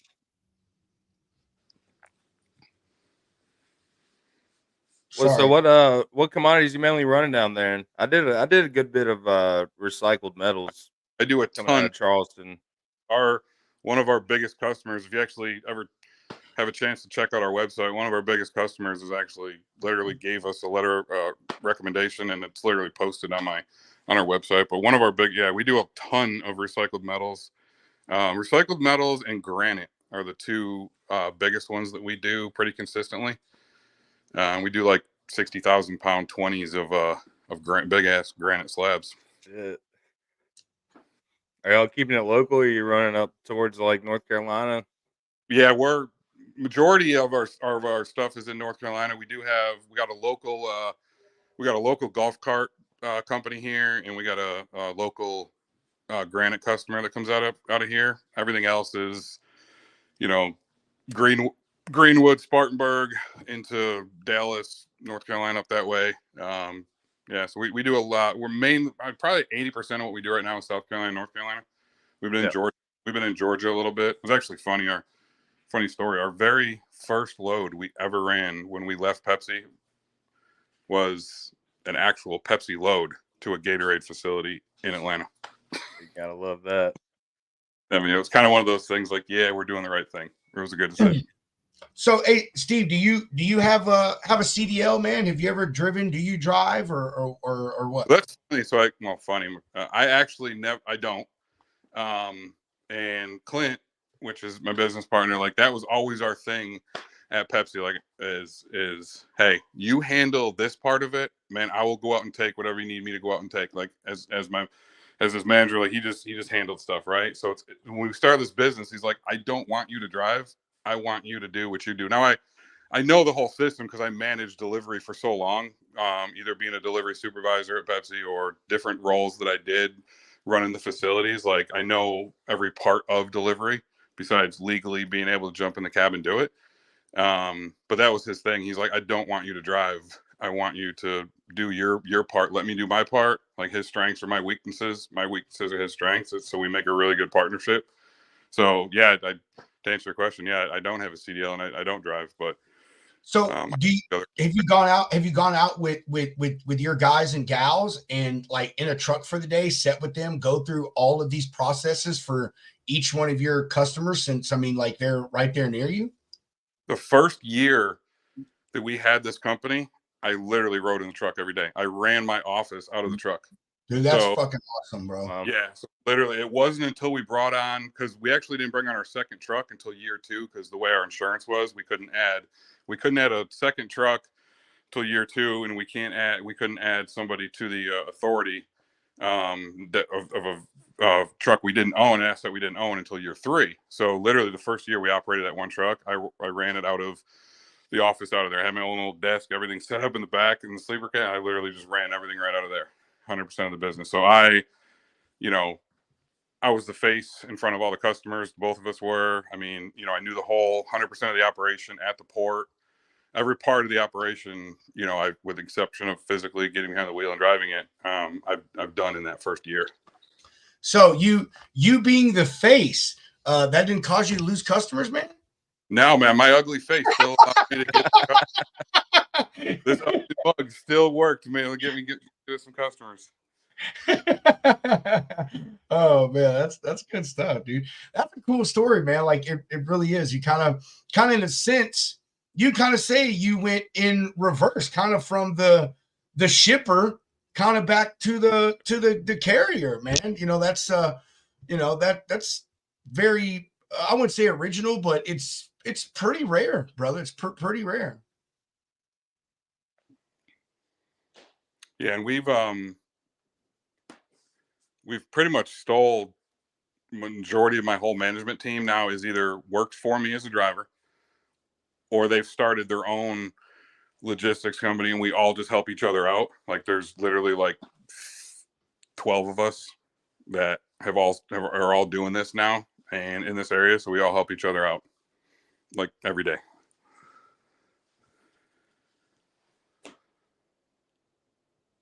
Oh, Rob, you're still on. I'm listening, man. Sorry, I'm replying.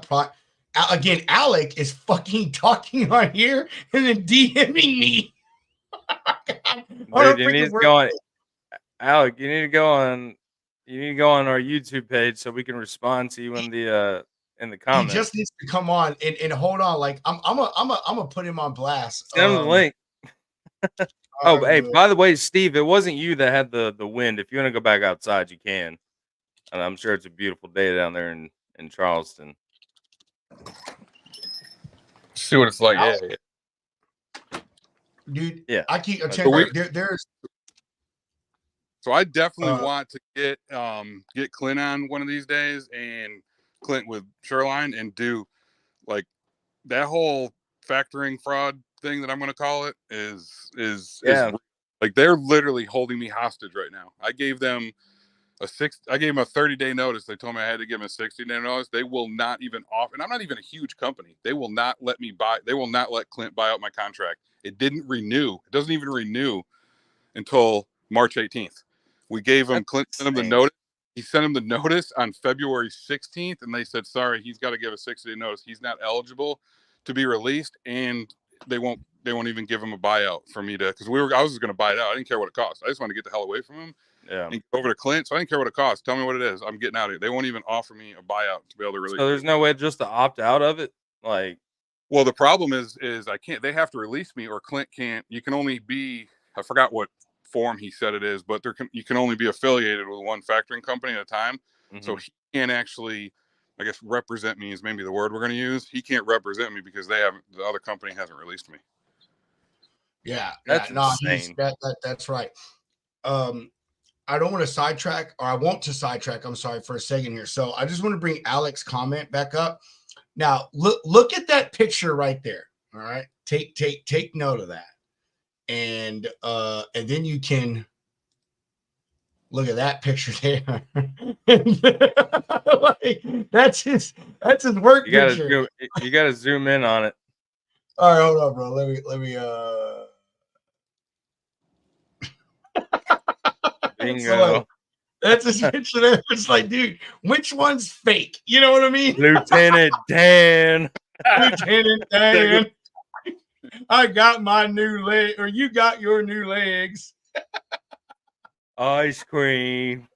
Bro, that is so his fucking name from now on is Lieutenant Dan. Oh, Hunter. Lieutenant Dan. That shit is so good, bro. That is so his freaking name from now on is Lieutenant Dan. It's not too far off. Where's Ryan today? Ryan's been kind of incognito, man. He's been off the charts. I've caught him in X spaces a few times. Who's Brian Talamo? Is that your brother? Yeah, that's actually my brother. Brian, you let us know if you want one, man. You get Steven to get in touch with us, and we will gladly get you one, man. Thank you for that. I get Hunter. I don't know if I told you, I get compliments and comments on this hat like all the fucking time, bro. People are like, "Oh man, that's a cool only freight." Like everyone, like, you know, it makes people stop and think, dude. Like I'm actually about to buy one right now, bro. People love. I gotta get it for Matt's, dude. People love this. I was so gonna, dude. I need to buy me another shirt for Matt's. I think I want to get a black one because, like, even though it's at the end of March, I mean, down here it can get pretty damn hot in March. I mean, dude, literally we were at like 90 degrees yesterday in fucking February here in Central Texas. And so I don't know what it'd be there, but I was like, oh man, all I have is this white shirt. I know I'm going to be, you know, obviously sweating with all the walking you and I are going to be doing. So I didn't want to ruin my white shirt. So I think I'm gonna get a black one, man, or like, I don't know, maybe another white one, just one if I sweat a lot and it ruins or gets stained or whatever, then, you know, I really won't give a shit. You know what I mean? Hey, if you guys don't mind, send me your addresses in Messenger.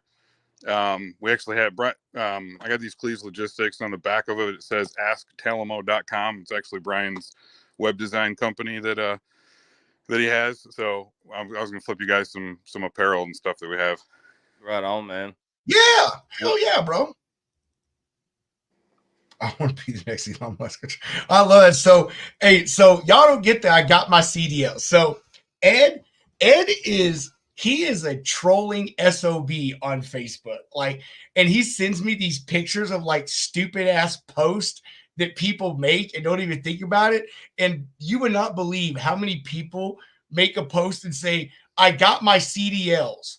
Like, not foreigners, Americans. They'll literally say, I got my CDLs. Like, and those people, he goes back, he's like, how many do you have? But so that's his little thing is I got my CDLs. Like, so he finds that like it is just so funny, man. That we have got to have Ed on the show. He is an absolute hoot. But dude, when I think of Ed or I talk to Ed, I think of Jeff, you know, because like Jeff has been in this like so long, dude. He has seen, you know, so much happen in this industry. And, you know, when he talks about stuff, you can't help, but you have to listen because you're like, man, this is like, you know, Moses and the 10 Commandments stuff right here. You know what I mean? Like this guy has seen it from damn near the beginning. And that's the way I think about Ed, man. And dude is, every time I talk to him, I learn a little bit, and it's great insight because, like I said, dude, he's a unicorn. Like, how many times do you get to talk to a shipper, you know, that also deals with carriers as a broker and manages drivers of their own, man? Like that's what I call it a unicorn. Like, it just never happens, you know, someone that touches like every single spot of the industry, man. That is a super, super rare thing. And it's given him an outlook that very few people have, you know what I mean? And it's given him insight that very few people have.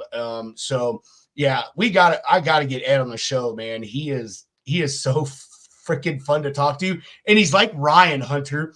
When you get him on the phone, you better make sure you got like an hour free to talk, bro. Because like, you know what I mean? Like, it is just gonna go on. You know what I mean? Like he's gonna call you. He's gonna call you about some dumbass that called him today and said they need $5 a mile, and how he told them that they don't know what they're doing. And then it rolls in to, yeah, man, dude, I got the 63 split or the 66 split window vet.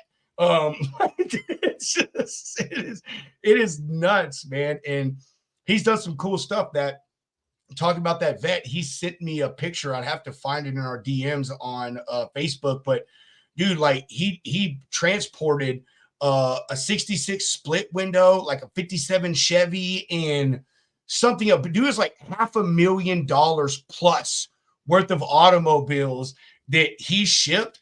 And we were talking about like how hard it was not to pull those things off the freaking trailer and everything, man. 63 split window. Sorry. I say 6. I think you're wrong, Ed. I think I'm right that 66 is the only year that they did the split window, man.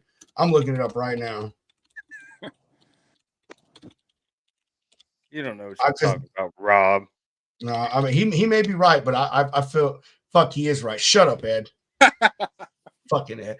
I don't know why I thought 66, and I don't know. Actually, maybe I do. My dad had a 66 Vet Stingray. Maybe that's why I always make that reference. But you're right, Ed. 663 was the split window. Those things are crazy freaking rare too. But point is, Ed is a super, super guy. I know, Ed. I just said you're right. Okay, you don't have to rub it in my face. He's I mean, and Ed, we don't hold it against you that you're a 49ers fan either. But you know, just so you know. Hey, you guys going to City? What's that, bud? You guys going up to Kansas City in April? No. Doesn't look like it, unfortunately. Yeah. Maybe next year though. Next year it'll probably pan out. But I kept flipping a coin on it, and when Dan released that promo for today, I was like, yeah, I'm going. Well, we had to make, Hunter and I had to make I wouldn't say an executive decision, but a hard decision. We've been connected with Jeff for a long time. Hunter and I both talked to Jeff on a very consistent basis. He's told us about the Broker Carrier Summit. We're interested, and then we had Dan Lindsay come on the show, and it seemed like we were going to go. Like Hunter and I talked about it. We're like, dude, hey, you know, we'll figure it out. Dan was going to give us the hookup on passes and stuff like that, because we were going to go there and do media coverage for him.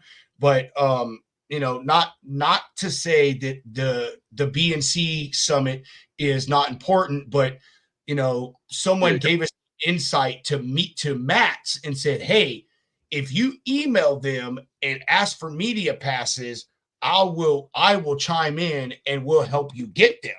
And so, you know, we're like, dude, like, you know, Matt's is a huge thing. Like, how cool would it be for our little show to get fucking media passes? And Hunter and I came to agreement. We said, hey, dude, if Matt's issues us media passes, like, that is a sign that we need to go there. And it just kind of panned out that they did. And Matt's is at the end of March. And that's going to cost, you know, Hunter and I, you know, a pocket full of change. Right. So it was like, hey, you know, we got to kind of choose one or the other. However, as you know, Dan usually does like 2 of these a year. You know what I mean? So, you know, this will be his spring one, and he's already told us he's going to do a fall/winter one. So we're just kind of waiting on the location that he's going to decide on. He told us a few, but last we spoke, he hadn't locked one in. So yeah, it's in the cards. We will go. It's, again, bro, just kind of had to weigh, hey, you know, where are we going to get more content and is going to bring, you know, higher, whatever, I wouldn't say recognition, but I guess recognition to the show, you know what I mean? And again, not taking anything away from the BNC, but I think that, everyone understands that position. You know what I mean? Yeah. Get it. So you need to come to Matt's, bro. You're not that far. Like South Carolina to Yeah, I don't know. absolutely. That's probably about an 8-hour drive. Well, it's 8 hours from here, or from Nashville to Charleston, so it'd probably be 10.5 hours without any stops. It'll be a good time, though. It'll be a good time. But yeah,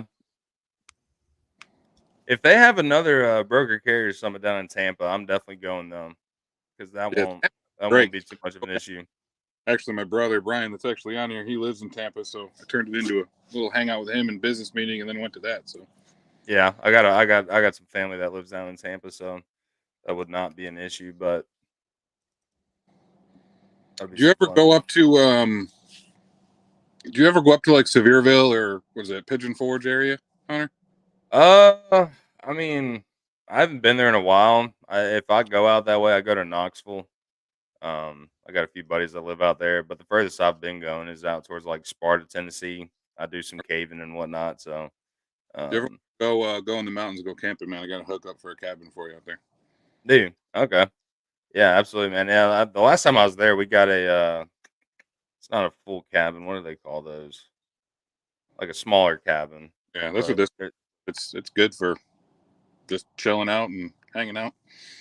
yeah, yeah. I don't know. One of the good spots I went to, it's actually down your way. It was down there in Cherokee County, and we actually found this spot that had tiny home camping, but they had tiny homes, but they also had where you could just like park your car and you could just sleep outside.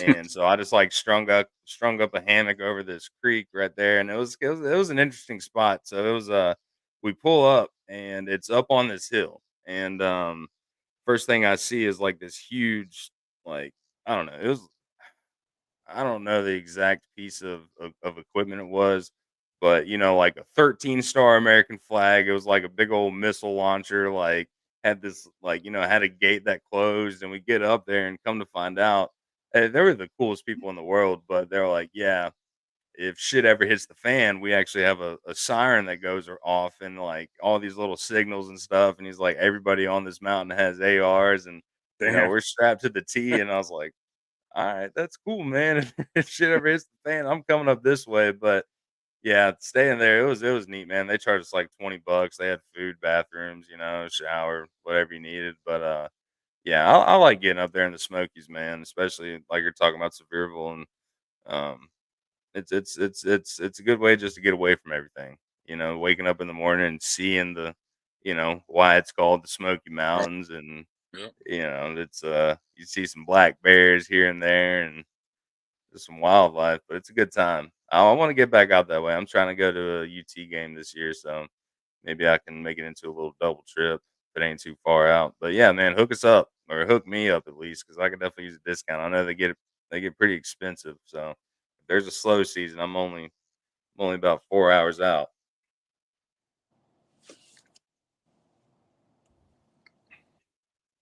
Outside of Cookville. Dude, Steven, I had a guy that I worked with when I was a driver at PFG, and he bought some land to retire in North Carolina.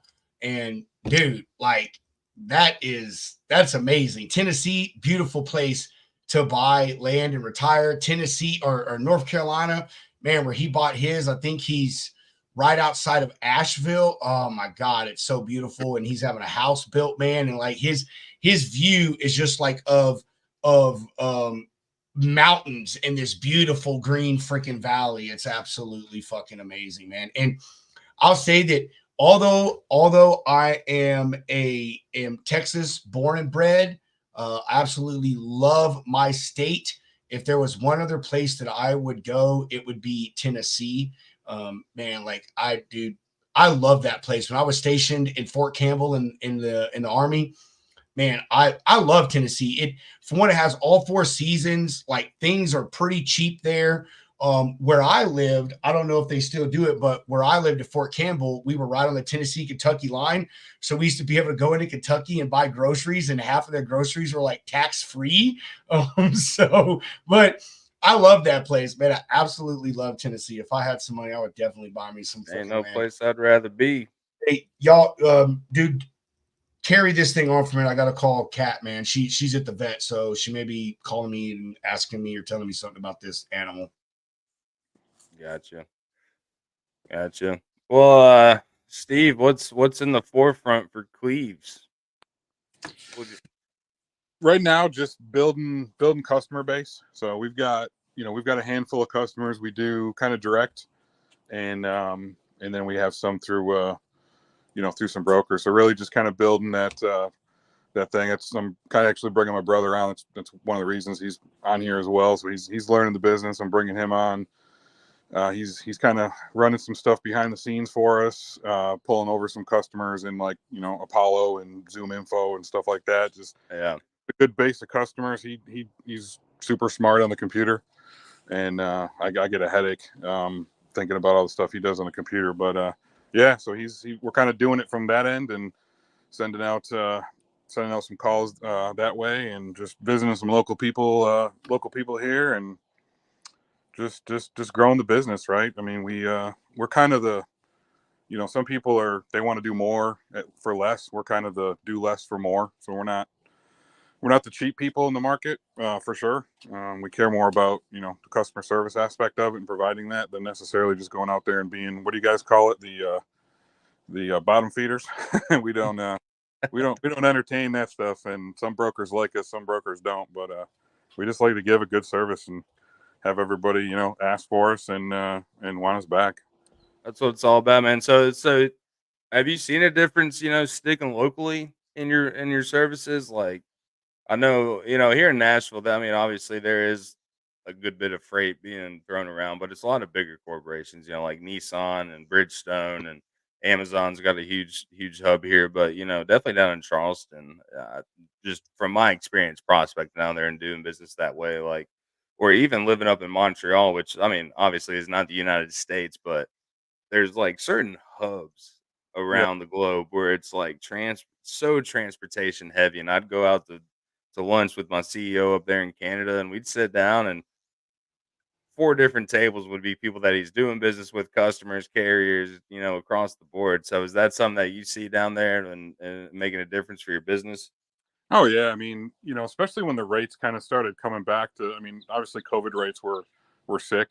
But when they started coming back to normal, it was like, we can stay more local. And when I say local, I mean just anything we can go up and back in a day, right? I mean, one of my, Brett, one of my drivers, he can go all the way up to Fletcher and about a 4-hour run, unload real quick, and get back still in the same day and pick up his next day's load. So, you can kind of maximize your rates, and if you're not having to take that, take a lower rate, as mileage rate or whatever, to go out of town, where then you're staying overnight, and you still got, it's not like you can pick something else up to come back, because you still got to bring that container back. So I think for that piece of the business, I mean, again, during COVID, people were just paying stupid money to get these things anywhere and everywhere. Yeah. But I think now, just kind of with them being a little bit more stable, it just makes more sense to try to get it to where you can get out, get back in the same day, and pick up. We got some that we can, run. I can load two containers in the same day with the same truck. I might not be able to return the second one, return that one in the morning, grab the other ones, and we can knock 2 of those out a day because it's not that far out. So, yeah, I mean, it's, we enjoy it. Plus, I like sleeping in my own bed. I know Clint, my partner, does, and I know that everybody likes sleeping in their own bed. So as much as we can do that, we're a little bit happier with it. Yeah, no kidding, man. No kidding. Yeah, it was funny. I forgot who the guy was that was on earlier when my phone was, or my computer was acting crazy, but he was talking about like offering incentives and stuff to customers when he was talking about the whole sales pitch. Oh yeah. Yeah. We had one of our customers, one of our Granite customers, they were with a broker, and the broker tried almost taking $200 from our rate, and I was like, yeah, I'm just not going to do it anymore. And so we bought out the customer. He ran like 2 or 3 loads with another carrier, and the manager of the warehouse actually called me, and she's like, Steve, where are you at? And I was like, he took the rate down, said, you guys need a cheaper rate, so we stopped doing it. She's like, I'll call you right back. So she didn't actually take it down. He just tried to take it down, and like 300 containers later, we've been back in there for the whole time, and so it's like I kind of just want to stick to my bullets and hold my own and just say, hey, we're gonna keep to this customer service piece. And like I said, some will like us, some won't, and but for the most part, we've been successful. Everybody gets paid, our bills gets paid, and families are getting fed. So Absolutely, man. That's what it's all about. Can't do business for free. no. So you guys, are you just sticking with that market, or are you looking to expand into different territories like Savannah? The Savannah's been growing up pretty good here lately, adding different terminals, and now that they got that Appalachia Railway going up to the northwest of Georgia, is that something that you're looking into?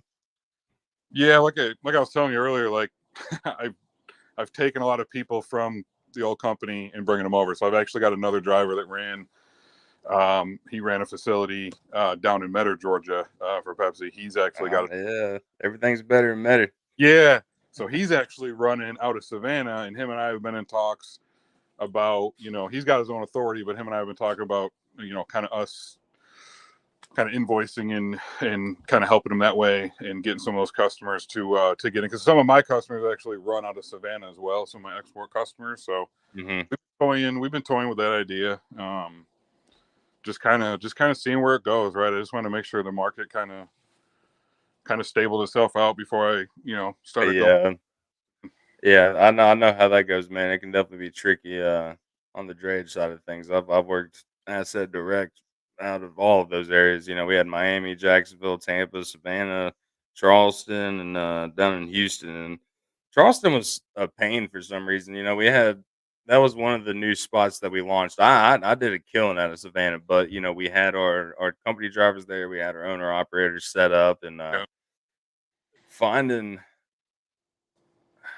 solid carriers really just in Charleston for some reason was such a pain in the ass, Yeah. because we'd have something that would kind of run through the mountains that'd be like, oh, I don't want to drive through that. And it's obvious, like, we have your address, we know where you're running from, like, you Right. live in the mountains, and they would just refuse freight left and right. And it just never took off. And that was very unfortunate because just like you, man, there's a lot of opportunities out there. It's not hard to find the business, but having the consistency and the reliability of the partnerships that you're building, if it doesn't work out, you're just dead in the water. And I Right. hate having egg on my face, man. There's nothing worse than I hate. I'm the same way. Like, I mean, even today, for like one of these lanes that I've got, is the rate sucks, but the lane is freaking awesome. Like, customers are great. The drive is great, and it actually goes all the way up to Fletcher, and it's light. It's only like 8,000-9,000 pounds. So it's like I haven't Right. give it up. Plus, the schedule on it is like I make the schedule. As long as I get the container out of the port before the last free day, customer doesn't give a shit when they get it. So like Yeah. today, we were going to run it up there today. Well, I had a water pump put on one of the trucks yesterday, and the mechanic forgot to put a bolt on this bar that goes up and actually holds the fan on. So I'm like, dude, you're not going to run all the way up to, Fletcher with a missing bolt. So I'm like, we'll just move it out to Friday and take it back to the mechanic and have him fix this thing. So the flexibility sometimes with the direct customer we have, I mean, I literally only have like one of my customers that really schedules me an appointment of when I have to be there. The rest of them, it's 100% up to us when it works for our schedule and we want to get there. So I can move shit around all day long. Like if a broker calls me at the last minute and says, hey, I've got this movement, I got this mission we got to do. Can you help me? Today's the last free day. I can move the schedule around like really quick because I kind of control where all these guys go and when they go there because I got the direct connections with the warehouse. So I like that part of it. Yeah, going direct definitely helps, because dealing with freight forwarders, man, and if a booking rolls and they don't keep up with it, and the vessel schedule, and when things are getting released and passing all that paperwork back and forth, it is definitely a pain. Who are you dealing with on that side? Like, are you guys handling the majority of the paperwork, or is I handle all of it. So literally, and I like even customers that I do through brokers, like I export, import, whatever, like I'm looking at the berthing schedule, knowing exactly when these things are coming in. I go into notifications and I set the containers all to, notify me exactly when the things drop here. I know when they're leaving the port, when they're coming back, when the drivers are picking them up. So I handle 100% of all that. Exports, all they do is just send me the booking number. I track, when it's going to open or when the ERD is going to open, when the last receive date is, and then I schedule it out based on that. I 100% handle every bit of that. And I think that's what that one Granite customer I was telling you, but that was one reason why they wanted us back, was because I talked directly with the warehouse manager and the guy that actually unloads them. Like, we got this group chat and he tells me exactly when it's empty. We just drop it off. He tells me when it's empty. We come back and pick it up. So Clint can go, drivers can go run something else while they're waiting on them to unload it, and then come back and just grab them and turn them in. So it's a really cool system. Yeah, no, that's a part of drayage too, man. A lot of people try to get into it and they fail miserably, and this is why. Like, there is so much that goes into it. It's not just like, hiring a dry van to come in there and pick something up and get it done. Like, if that container's empty and nobody tells you about it, well, that's money. Like, you miss that last free day where you don't get it returned on time, you're in trouble. Oh yeah, So those per diem starts kicking out. I don't know if you guys saw that new ruling that just came out today. So the per diems and all that stuff now is going to get forced back to the steamship lines are going to have to go back to charging the customers for them, because right now they can literally charge the carriers directly for it.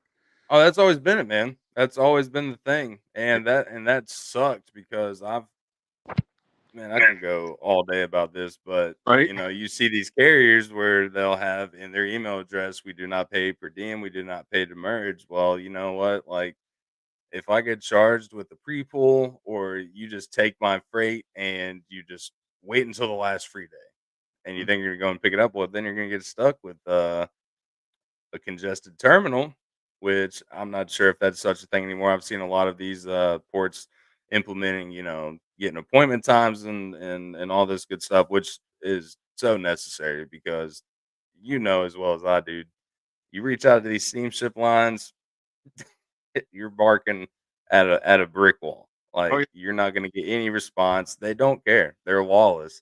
I had a customer. He was actually a part of an organization. I don't know if they're doing anything about it still, but like, it was all the port directors were gonna go and sue these steamship lines because talk about some predatory whatever. Steamship lines do whatever they want. They make their own laws. And it's so unfair, man, because that's the one thing that scares me away from, a lot of these big projects, because I've gotten screwed over. And it's all gone well, and then the steamship line comes back and they're like, "Well, that's not our fault." Well, yeah, it kind of is, man. Like, you gotta understand there's like, or even these terminals at the same time, man. Port of Long Beach, they should be 24/7. You Yep. you have the most amount of freight coming through in the Mhm. entire world, just about, and people just get turned away.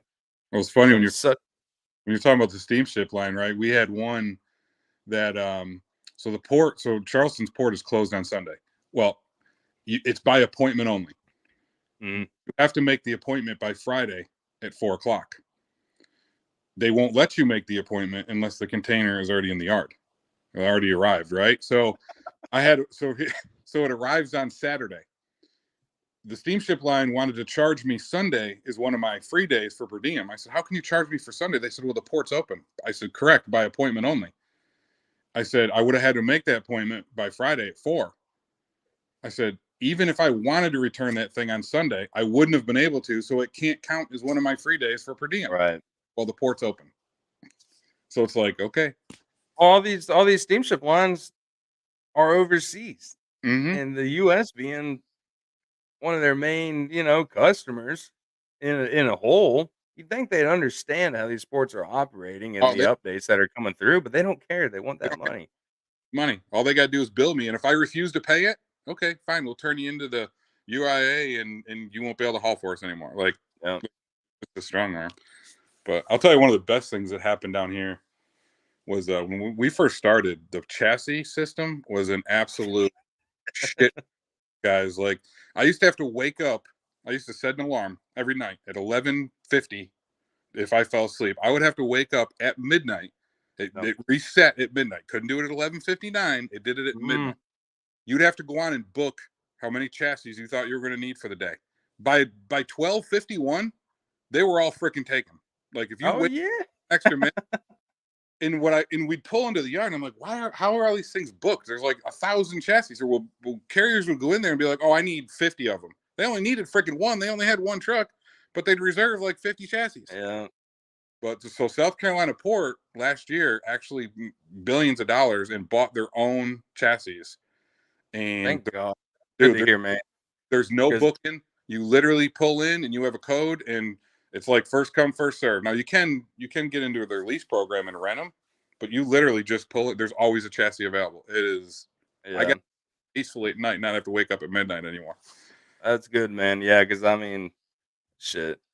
The chassis pulls have been a nightmare across the board. Like, and even if you get in there and you think it's going to be good, the chassis they assign to you has a flat tire. There's, the brakes don't work. There's a busted out light, so it's not even compliant. So now you're stuck there trying to get that figured out. And yeah, I didn't even see that about Charleston, but that'll make a big difference. Yeah, it's huge. Like it's really been, and they got this $3 thing that they add to it as well. So if there's like any flat tire, you get anything while you're out, downtime just comes and replaces it. And you're not responsible for it. Yeah, I'll take that $3 warranty every day. Yeah, 100%. But yeah, the lease program too. I mean, that's a huge benefit, and like a lot of the carriers I worked with, because I would get these bundles of 50 to 300 containers, and I'm like, all right. First of all, I'm not paying you $55 a day for a chassis. I know you're rolling these chassis, like you just pick them up and you get them booked out for X amount of time. Like you're not just sitting there unless you're a one truck operation. I know for a fact you're either going to have your private chassis or else you're booking them out. And, there's so many things that can go wrong with drayage, but, chassis should be one of the easiest things in the world. And I don't need any of these extra stops or what do they call them? The chassis flips. Split chassis fee. Oh, I miss the days of $32 chassis. $30 chassis a day. Give me that free day. Give me 2 free days. If you got your own private chassis, I'll pay you a little extra. But our movements, we do 2 free days of chassis. Every one of our movements comes. That's how it should be, man. Because I know, like, ultimately, you're getting your money's worth. Like, you're running at least two containers a day per truck. It's a little congested, maybe less. And sometimes if it's good, you can get in there and get 3 if it's local runs. But yeah, just in my time doing that, because like I got my start in Long Beach, which I'm glad I did, because that's the belly of the beast. That's the best place to fuck up, and that was in the early stages of my brokerage career. So I learned a lot very quickly. But even coming to the Midwest, doing a lot of rail drayage, I've come to realize, and I don't know how they do it, but you go to a place like Cleveland or Cincinnati or Memphis, like you come across all these charges that don't make sense, like scale fees, for example. Okay, so I need you to scale in light, I need you to scale out heavy. Well, there's a scale on site, so you can scale in light, and then there's a scale 10 blocks away at a pilot or at whatever. a pilot, and Cat charges $16 max. Yeah. But you're saying, oh, well, it takes us at least 4 hours to get in there. Oh shit, bro! You're in the middle of Indiana. I don't know what's going on out there, but I'll pay you $100 just for shits and giggles. But I'm not paying you $200 for the scale at my shipper. You're janking my leg. But every single other carrier I talk to is preaching the same thing. So I've spent more time talking to carriers, and it's I use drayage.com, load match, whatnot, but man, like you really have to get up the ladder and talk to these people and let them know that you know what you're talking about, because I can't get out there. I wish I could. I wish Nashville was a huge spot for drayage, because I would be out there talking and whining and dining and lunching every single owner of these companies. I won't work with Evans for obvious reasons, but Right. like it's you gotta let these cats know, like, hey, you charge me this, I'm not paying you. Yeah. But you can charge these LQT guys. You can charge these other cats that say, "Oh, well, I see all this volume out here. I'm gonna come out here and do some drayage." Do that, but don't pull that wool over my eyes. Oh yeah. But it is an uphill battle. But once you're in it, it's addicting, man. I love drayage. It's Really so is. much fun. Yeah, that's why people like. I mean, we're signed up to pull for Amazon. We're signed up to pull for Walmart. Like I said, we're signed up to Well, pull for. now more, Oh, man. You saw that JB Hunt has the full yeah, intermodal contract. all that. But it's like I don't know. I just like you said, like drayage is addicting, and just everything that goes on with it. And we just we've toyed with the ideas, doing some other stuff, but it's kind of like until the well dries up over here, we're just gonna keep doing what's working for us. Yeah, if it ain't broke, don't fix it. Right, Hunter. I think we're putting Pedro to sleep over here. He's yawning. All this drayage No, talk. bro. No, I do that shit all the time. You watch any show, I don't know why. I yawn. No, you are not putting me to sleep at all. I only know a little bit about drayage. The only thing I would have to talk about this on is what Hunter just talked on about the stupid ass fees that carriers try to charge, and it's like, dude, get the fuck over yourself. You know what I mean? Like again, like Hunter said, the scale is right there. Don't come in with no bullshit. I'll give you $50 or whatever. And that will include reimbursing you for if there's a charge. Like, dude, get over yourself. And the one time that I did drayage was actually for a customer that Hunter knows. He actually ended up doing some business with them. Matter of fact, might be someone we could hook Steve up with. She does some stuff out of Charleston. Might be someone we could refer Steve to. But anyway, Her first name? No, I'm still working with her. I'm still. Oh, I didn't know that, bro. I didn't know that. All right. So point is, no, that's why I came over to Rain Dogs to help out with the drayage. I will never ever in my life do drayage again. I dealt with it one time. I had a carrier that just got completely fucking stupid with me, did exactly what Hunter said, and I sent them the load. They waited till the last free day, fucked around, and what should have been like a $700 freight bill, they tried to come back and charge me like $2,000, and I told them to shove it up their ass. Oh, you got to read. And they did, and they charged me. Print, man. They'll give you that big list of accessorials. No, bro. You better read that big time, dude, I sent you, and again, it was my first time, but this customer, and Hunter knows what I'm talking about. She knows her shit. Like, dude, she knows what she's doing, and she gave me everything. L, does it? Huh? Her first name start with an L? No. No. But no, like she doesn't run Charleston, by the way, Pedro. Oh, I do. I again, bro. I only dealt with that one time. Yeah. I just knew she did stuff, off of the Atlantic seaboard or whatever. But anyway, it was an absolute freaking disaster. And if it wasn't for her, my customer, I would have got screwed. Like I would have. And she's, she came and said no. She's like, they screwed up. They waited till the last free day, and they went in there, did this. This is 1,000% their fault.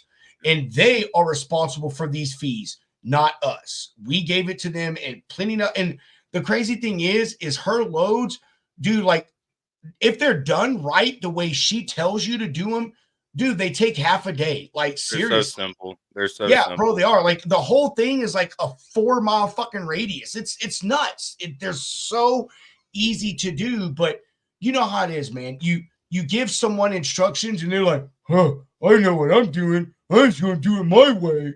And then they do it their way and it becomes a shit show. And then they blame you. You know what I mean? It's like, well, if you would have followed the explicit instructions that I gave you and would have closed your mouth, opened your ears, there wouldn't have been an issue. But you decided that I'm a just be, as we say in the military, I want to be an individual. Because in the military, there are no individuals. We're all the same. You know what I mean? But I want to be an individual and I want to do what I want to do. And then I'm going to blame you for me being an idiot. And so I will never, ever, ever, ever, ever, ever do drayage again. Never. Hunter, let me ask you this question from being on that side. So I've always 100% said, hey, I just want to quote it all in. Like the only two charges that I ever do is overweight in detention. Like, I don't even get into that other stuff. Like, you're talking like the, you know, split chassis fees or, you know, doing that. Like, I don't even do that. But why do some brokers, is it the customer that asks for it? Why do they insist on it being broken down?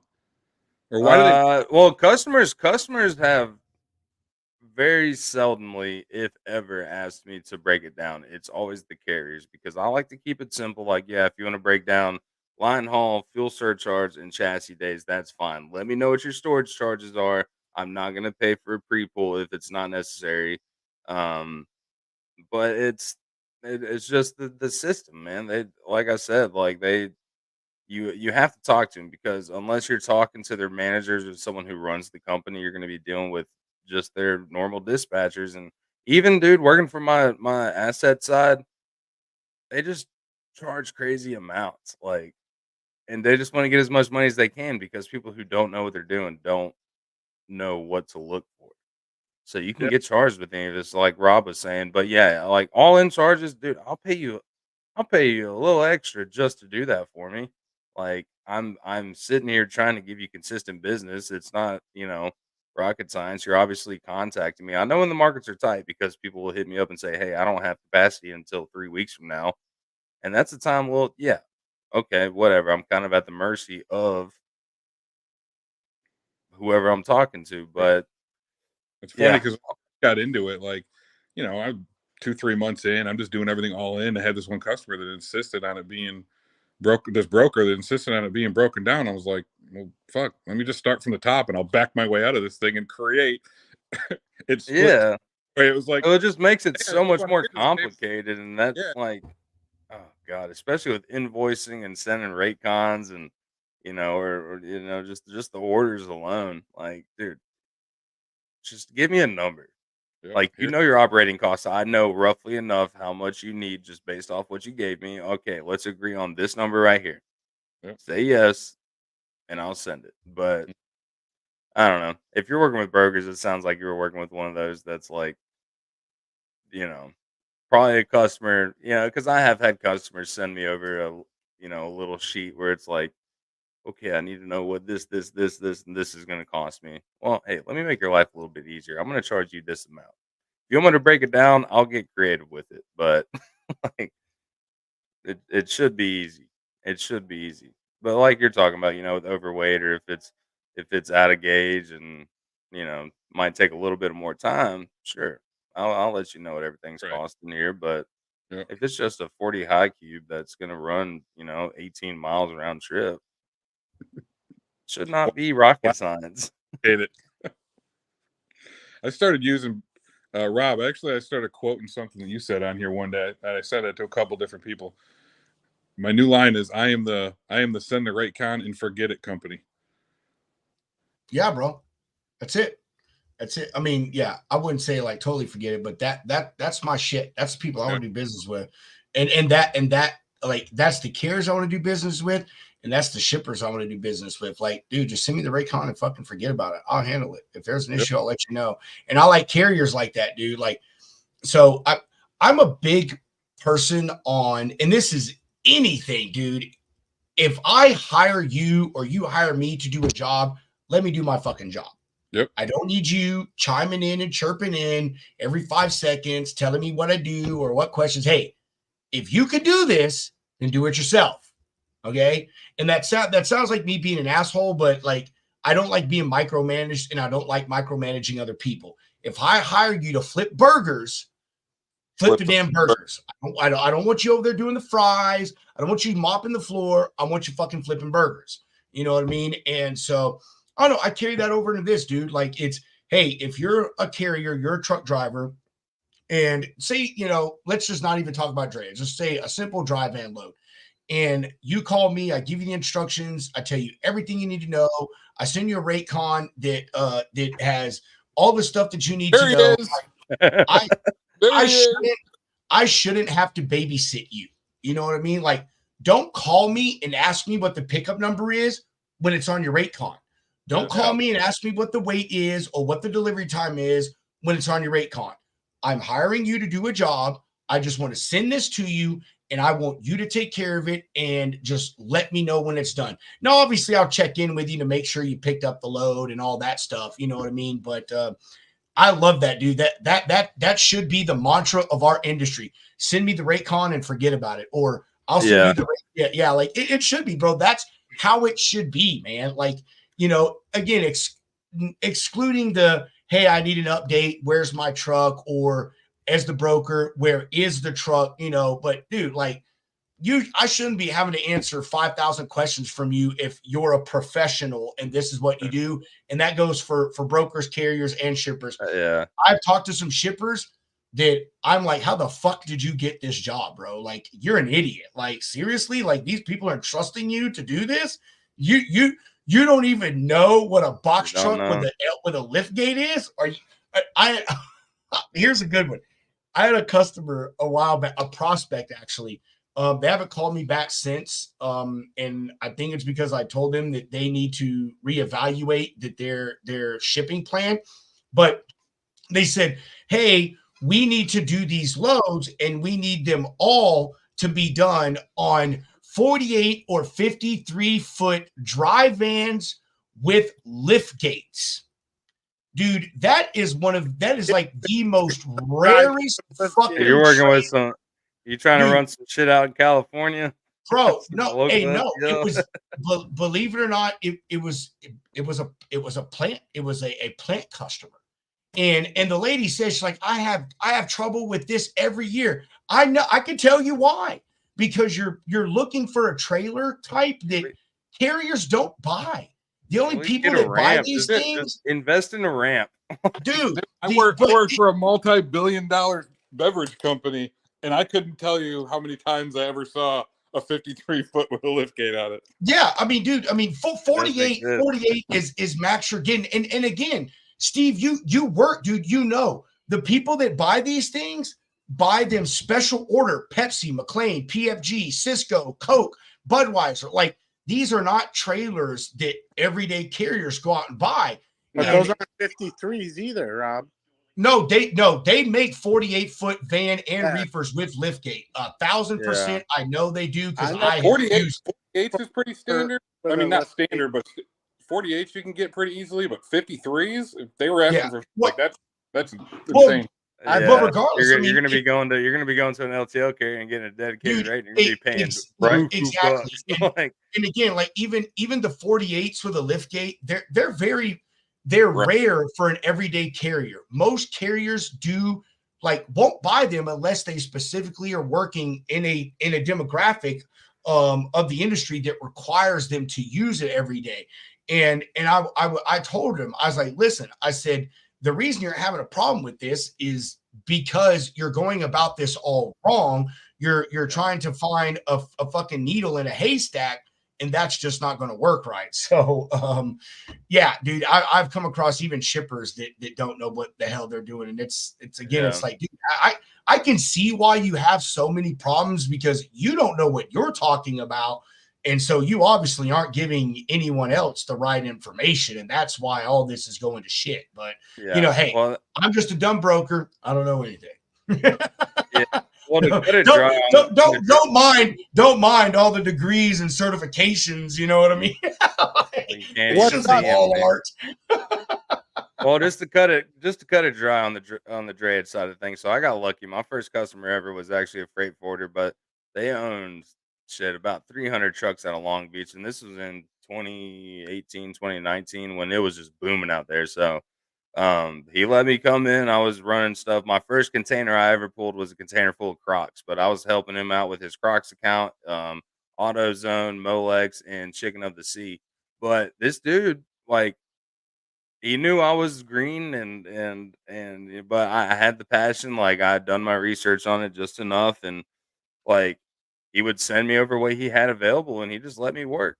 He let me work, but when I had troubles and I was bringing up costs and whatnot, like, I could call him and he would train me up on it. It wasn't like, oh, this guy doesn't know what the fuck he's doing, like, I'm gonna kick him out. No, man, he would teach me. So I got lucky in that aspect. But yeah, there are a lot of people that don't know what the hell they're doing that are in these positions of power, and it's insane. Like, it's frustrating. It's banging your head against the wall, and that's why I'm so passionate about this. And I will get in some drag out arguments. I don't care if you've been owning this drayage company for 30 something years. Like, I know just as much as you do. You probably know a few things that I don't, but like I know I know bullshit from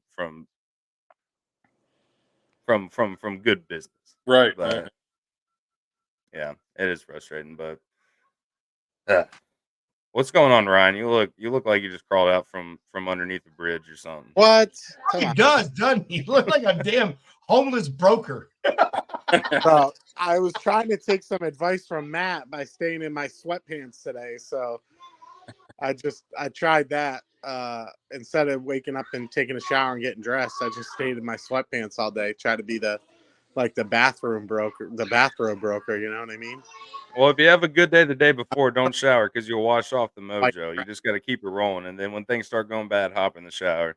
Yeah, I'm just over here being a big pile of white trash. Smoke a joint, eat some spicy Szechuan, and drink a cold Coca-Cola, and then it all works out. That's Anthony Bourdain's cure for a hangover. But can't smoke any joints, bud. I still have an active CDL license, so I can get tests at any time. So, how much snow did you get there? Huh? How much snow did you get dumped on with? How much what? No.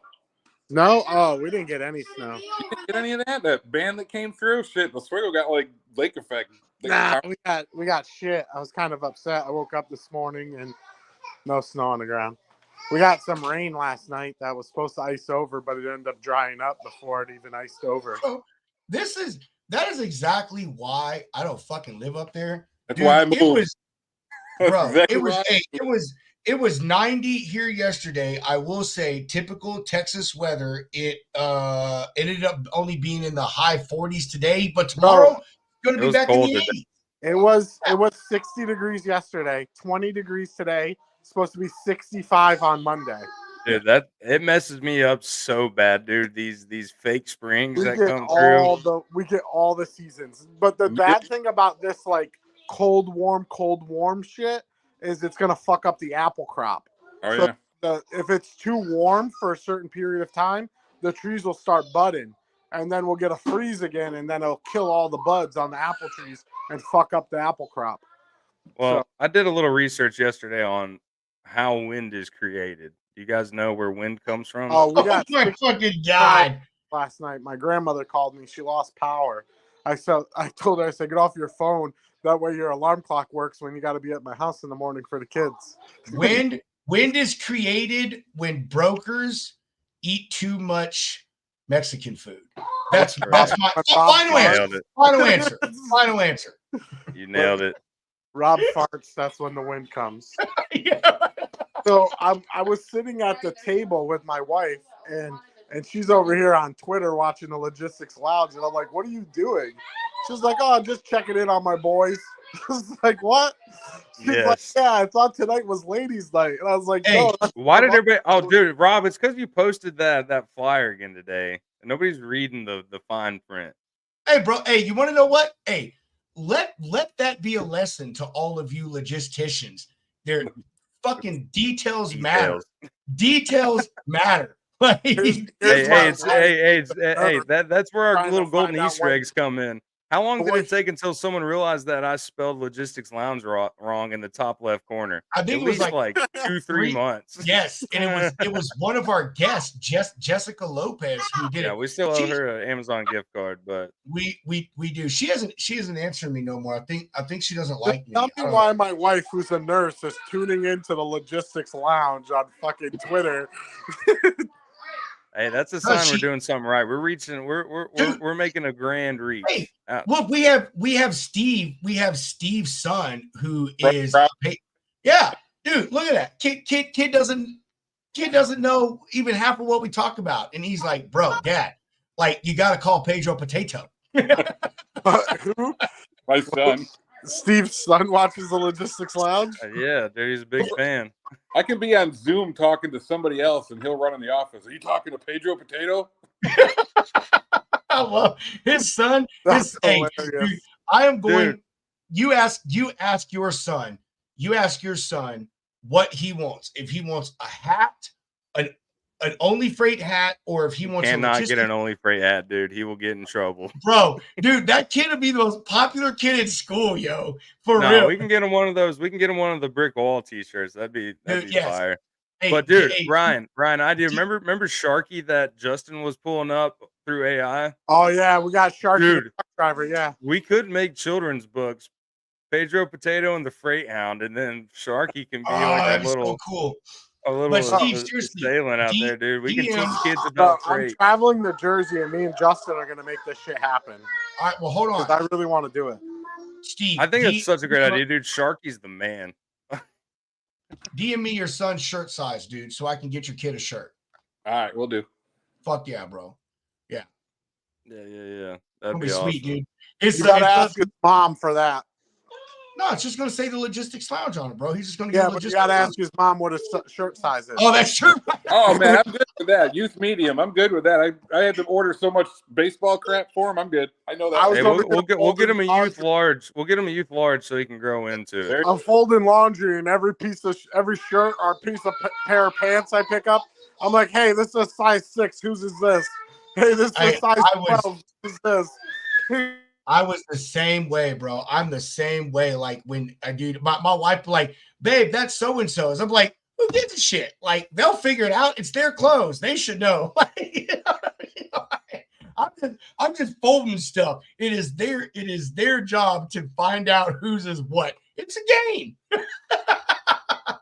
Yeah. Fuck that. I got in big trouble. I had to fold laundry.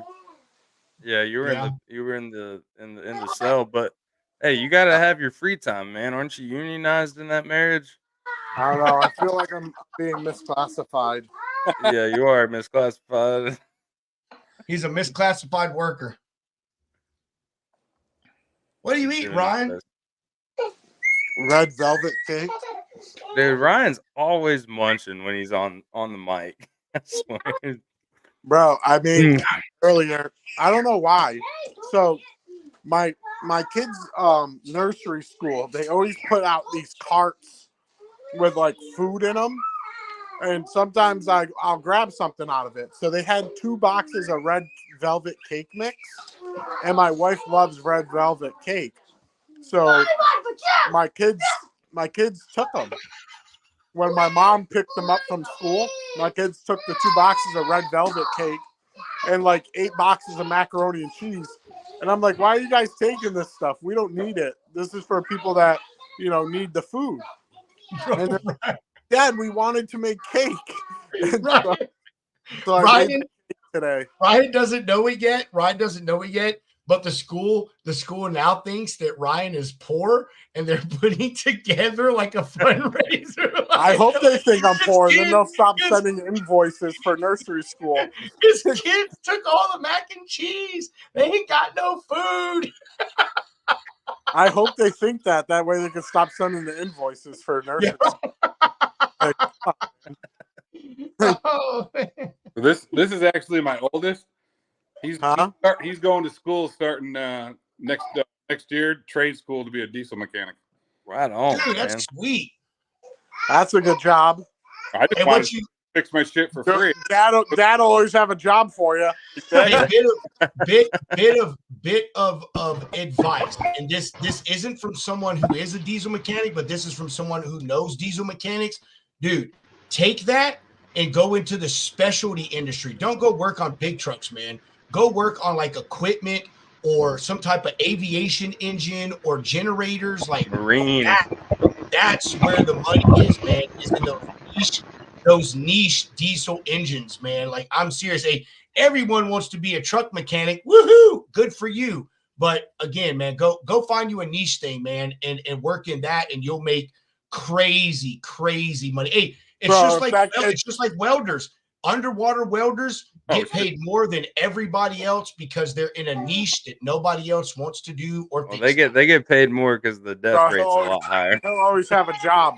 That's for sure. Yeah. And you got to get scuba certified. But yeah, that sounds cool, man.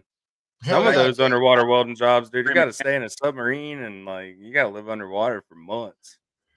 But what he should do is when he gets his diesel degree, he should troll like all the EV car manufacturers. Put an application to be their diesel mechanic. Yeah, call IT. They'll fix it for you. Yeah. Oh man, that's good stuff, bro. We are corrupting. We're corrupting children at this point, man. This show is taking a crazy turn. No, we're not. That's nuts. That's for sure. Spud, you on the way home, bro? So how was Tim? Yeah, finally. Am I too loud?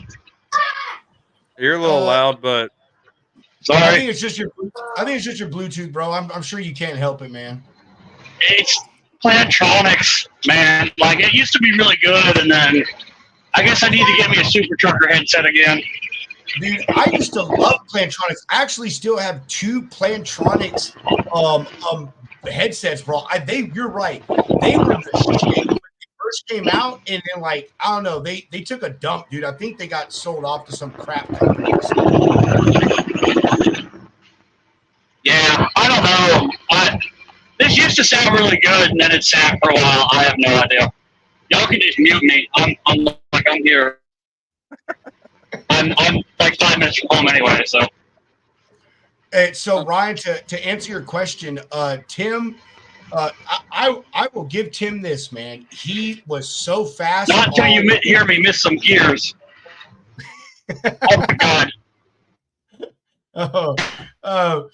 Tim was super quick on replying, man. Like I don't even think anyone caught it, but I posted his flyer, and then like 3 minutes later, he DM'd me on LinkedIn and said, "Hey man, I'm sorry, I have to cancel."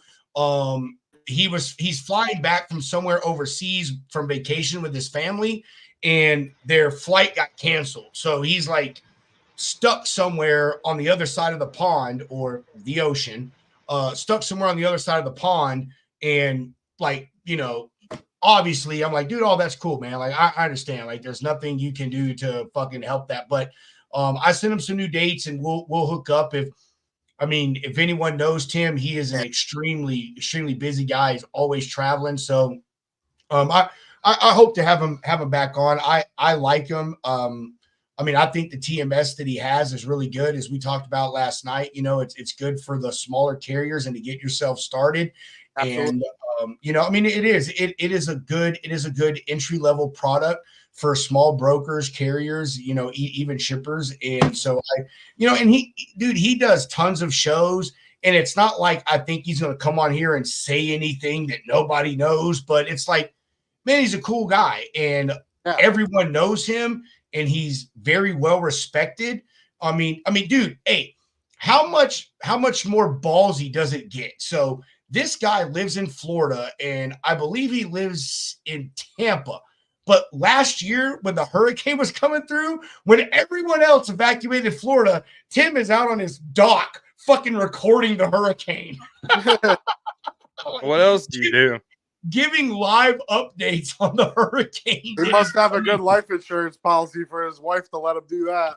Yeah, so it's like, man, like my wife would have been like, "Yo, we're out of here." Yeah, we were down in Disney, and a hurricane came through. They closed Disney. We left like 3 days early because they canceled our flight. We drove a rental car all the way back to New York. It was me, my wife, a 2-year-old, and my wife was fucking pregnant. My wife was like 8 months pregnant. It was crazy. I was like, I'm never driving back from Florida to New York with a 2-year-old, a mother-in-law, and a 8-month pregnant wife ever again in my life. Bro, hey, they could have drove back. I'd have took in a bus. I'd have booked me a bus ticket. Like, oh man. But anyway, yeah. So he had a very, very good reason, so I can't harp on him for that. And he'll come back on, man. Tim is one of those people, kind of like Van Brown, dude. Even though he has an elevated status, like, in what he does, dude, he's very reachable and very approachable. You know what I mean? Like, you DM that guy and he'll get right back to you. You tag him in a post, like, he'll answer you, he'll comment. So yeah, we'll have him back on, man. Just whenever he gets time. Yeah, no, I get it. So, but life happens, right, bro? Life happens. No, for sure, man. And today turned into a wonderful show, man. It's kind of crazy that Hunter and I talked about this earlier today, that every time we have to do a show on the fly, or the few times that we've had to do a show on the fly when a guest hasn't been able to make it, like they end up being some of our like highest viewed shows live. It's dude, and it's like Hunter said, like he told me today, like when I told him Tim canceled, he was like, Rob, do not make a post. He's like, let's just fucking randomly come on at 3 or 3:30, like we normally would. Let's not say anything to anyone. Let's just pop on and see what happens. And dude, like immediately it was like 2, 3, 4, 5, 6, 7, 19, 20, 23, 25. And it's like, damn, holy crap, man. Like, it was pretty cool, man. So, and they're just looking for the eye candy. That's why. That's it, bro. Just looking for the eye candy that is Hunter. I don't know if you guys like red velvet cake, but I think my diabetes is gonna come back after tonight. I love chocolate. I mean red velvet cake. So I don't know. I will have to ask my mother-in-law. Maybe my wife can verify. But does it have the cream cheese icing, Ryan? Homemade cream cheese icing. That's the difference. That's the difference. No, hey, I made that myself. Let me finish. So I heard, or I read somewhere, that red velvet cake is just chocolate cake with like food coloring. It's kind of like Trix. It's kind of like that's 100%. That's all truth. Trix cereal. It's all the same fucking flavor. It's just the different colors of the cereal make like your M&Ms, brain think dude, that you're eating. Yeah, that you're eating different flavored things. Fruit Loops. I've heard the same thing about Fruit Loops, and it's actually like two flavors. But you're out of your goddamn mind. What? Red velvet cake tastes nothing like chocolate cake, bro. I'm telling you, bro. It's your brain playing tricks on you, dude. Icing, dude. Put cream cheese icing on a chocolate cake. Yes, I'm telling you, I've heard it, man. Like I'm out of your mind. One of those things that I geek out on, dude. Like your brain, it tricks you so much every single day, and people don't even realize it. Like your eyes lie to you. People, like I watched this thing one time where a guy was talking about how people say, "Oh, I've seen it," and the guy was like, "Dude, that doesn't matter because you could have seen it, and the person next to you saw it a completely different way. You know, you could have." Let's go back to who remembers the dress thing that happened? What was it? 5, 6, 7, 8, 9, 10 years ago. It was a dress that everyone posted online, and people were saying, "Is it blue and black or is it white and gold?" Yeah. Yes. Do you remember that, dude? And it was blue and black. Yeah, it goes to show, bro. Like your brain plays tricks on you, man. And so what you see with your eyes, you're saying, "Oh, this is a red cake. It should taste like this." And I have heard that though. Like my definition of green is totally different from your definition of green. And how do you describe a color? You can't. But we all see it in the same way, and that's what has been told to us. So like our brain naturally, I've heard stuff like that with like your scent and your taste, right? Like the smell of something, and like when you smell something, you can taste it. Yeah. But I've never heard of like, oh, this is red velvet cake, so my brain's gonna say it tastes like this. Like I've never heard that. I'm telling you, bro. Just Google it. It's real. It's real. I saw it myself, and it devastated me. But once I thought about it, I was like, shit, this is just chocolate cake with cream cheese. I've gone to like the soda fountain and tried to get like lemon iced tea, but it's really raspberry iced tea. You go take a sip, you're like, oh fuck, this ain't what I wanted, and you spit it out. Hey, go look. I'm just telling you, go look up the trick cereal conspiracy. And like that's what it is, dude. Like people dug into it, and that is the thing that people use. That again, all of that it's the same fucking flavor. Just your brain tricks you into thinking it's that. What about Apple Jacks? They really Apple Jacks is apple and cinnamon, dude. Tricks is supposed to be all the different fruits that's in there. I'm not saying it's across the board. I'm just saying there are things when it comes to food and like colors that again your brain sees the color red on a food and it's like, hey, this should taste like cherry, strawberry, or, you know, tomato, I don't know, whatever, you know what I mean? But it may not be any of those things. It's just your brain saying, this is what that should taste like. I'll say this an example, dude. You're talking about the something to drink. Man, I will go into the fridge. Oh, hold on, Rob. Funny thing, in this red velvet fucking ingredients says that there's cocoa in here. See, exactly.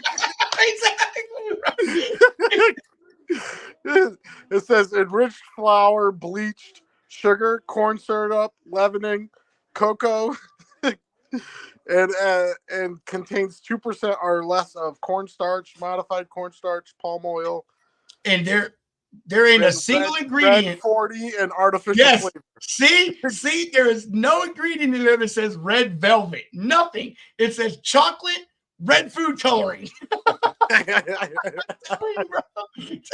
does. The last thing does say artificial flavor, so I don't know.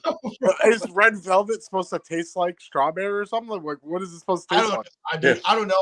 I think it's just one of those. Again, it's one of those things. Like it just tricks your mind, man. You know, I use the. Huh? I don't think it tastes like chocolate. I've never been a fan of chocolate cake myself. Well, I'll do like the marble cake right now. I'll do like the marble cake or vanilla cake, but not really chocolate. Well, you're calling yourself a liar right now. We're just gonna put that out there. Unreal. What's really funny is my brother and I literally talk about food like all day. We're either sending each other messages or whatever. He just sent me a message. He said, "Oh shit, now the logistics lounge is talking about food." Is that your brother that was commenting about the hurricane parties? Yeah. I saw that. Is Dude, he in the business with you too, Steve, or no? What's that? Is he in the business with you too? I'm bringing him into it. So he's more IT guy. He does all my websites and does all kinds of stuff. But he's working. Actually, he's the one that's running the Apollo thing right now for me to pull customers over that I was asking about. Oh, you got Apollo? Yeah. Oh, that thing. Yeah. So he's doing all that for me. So he's really good on that side of it. Hey, if you gotta check out E-Carrier check on the podcast tomorrow morning at 11 a.m. So is Apollo, is it like a prospecting software? Bro, Apollo is AI, bro. It's just like Seamless. It's just like Seamless. All right. Like So hey, AI and Zoom Info, but at a quarter or a tenth of the price. Yeah, Zoom Info. It's like Seamless. Firstborn child. So Steve, I want to give you a little tidbit here. You can hold this in your brain, or you can put it in what I call the deleted file. If you don't get that reference, go watch Bruce Almighty or Liar. What is it? Liar. I don't know. Whatever the fucking Jim Carrey one is where he can't lie. But anyway, huh? No, you're right. It's liar. I was thinking about Yes Man. Yeah, liar. Where they say that thing and he goes, deleted. Yeah. His pin is red. Yeah, sure. So anyway, hey, one thing that a lot of like, I know you're a carrier, but a lot of brokers, I'll just use this example because they're the ones that do the most prospecting to shippers. The one thing that is the most important in this industry is follow-up. Who gives a shit if you get the logistics manager's phone number or their email or their home address? Doesn't matter a skippity dippity. Because don't worry, Steve. Apollo, you're that too. I have 179. Ryan, can I finish my fucking thought, please? If I don't get this out, my brain is going to push this out, and I'm never going to remember what the fuck I'm talking about. Hurry up. All right. I don't know what the cost is. I am lucky enough that I work for a gentleman that if I say I need it, then my boss just buys it. And I'm sure there's other things out here like it, but we use Outreach. And dude, it allows me to automate everything. I can make what are called sequences. So I can build sequences and I can like send an email and then either do 10 minutes later, it'll cue me to call them, or I can set it for me to call them the next day or 3 days later. Then I can make it a few days later, cue me to send them a LinkedIn connection. And then it sends another email and I make another call. But point is it stacks all of your touchbacks, all of your getting back to them, and it does things automatic.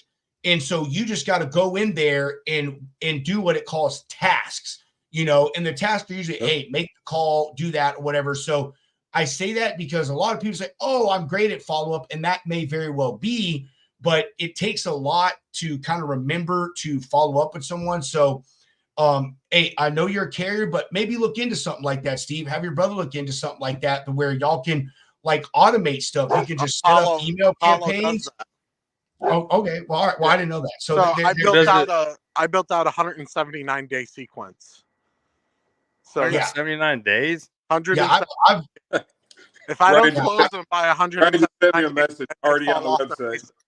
Yeah, I have one. So my sequences, this is how I break mine down. I have several. So I have, dude, and I've got them for things. I've got them for furniture. I've got them for plants. I've got general ones. I've got ones for, just all the kinds of freight that I have. And my first ones, they usually run 90 days, 80 to 90 days, because that is the industry average from point of contact to like actually getting to the point where we're exchanging information, doing quotes.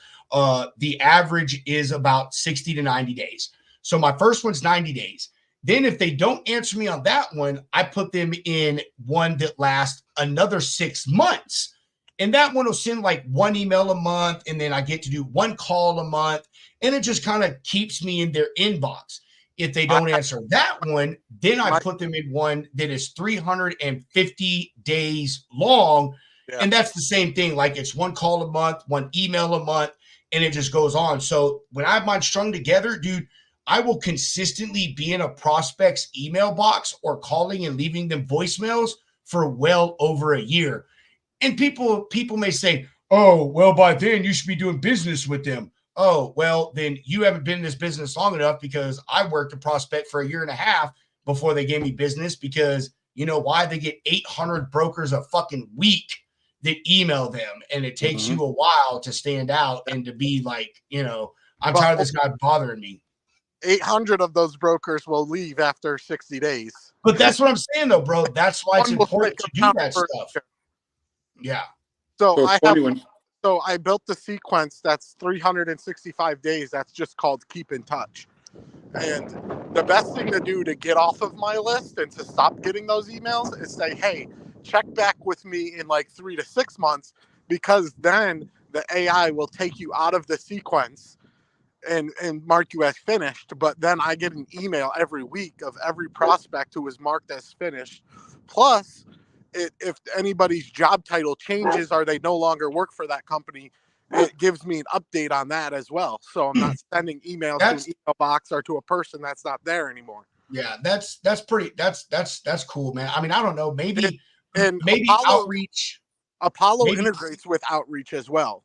I mean, outreach. Yeah, maybe outreach will, like, if you reply to me, it'll say finished or whatever, and maybe, I don't know, maybe it'll cue me to call you. But here's my process, and again, I don't know, I don't give a shit about telling y'all how it works, because what works for me probably ain't going to work for you. But after I put you through an outreach sequence, say you answer me on my first sequence, email number 2, email number 1, fuck it, and you say, hey, now's not the time, reach back out to me. Because I'm an old man, I go and I put you in my calendar. That's what I do. I schedule. I swear to God, I do. I will pull up my. Well, no, I'm not, because it shows you who's supposed to call. But I could pull up my calendar right now, and every single day there is someone that I need to be calling back. And what I do is I set them for a weekly touch. And so, like, I call you, don't answer me, I call you the next week. And then if you say, hey, like, still not right now, then I move you to 2 weeks. And then if you're saying, hey, like, still not right now, then I move you to a month. And then I stay at a month. But like, once you tell me now is not the time, I switch it from an automated thing to a personal thing. I'll use an example. I called a lady the other day. I've been trying to mess with this lady for, I don't know, about 6 months. She just handles a really cool freight. She already told me she doesn't do a lot of volume, but like, I just geek out on what she does. I'm like what you do is really freaking cool, lady. I would like to be involved in this at any point I can. But she answered me a few times to stop answering me. So when I called her the other day, I was like, look, Jennifer, You are not going to be able to elude me and avoid me forever. If you do not get back to me, I will be at your doorstep next week with a big flashing neon sign that says, give me your freight. Dude, I left her that voicemail and she emailed me back and said, Robert, laugh my ass off. I'll call you next week. So like, dude, I just, just like mess with people, man. And so I'm a water customer. Well, see that this is my question, because like I'm not against, the automated stuff, but like I'm not gonna automate a year's worth of, hey, this is Hunter just checking up. What's going on with your freight? Like, are you making it interesting?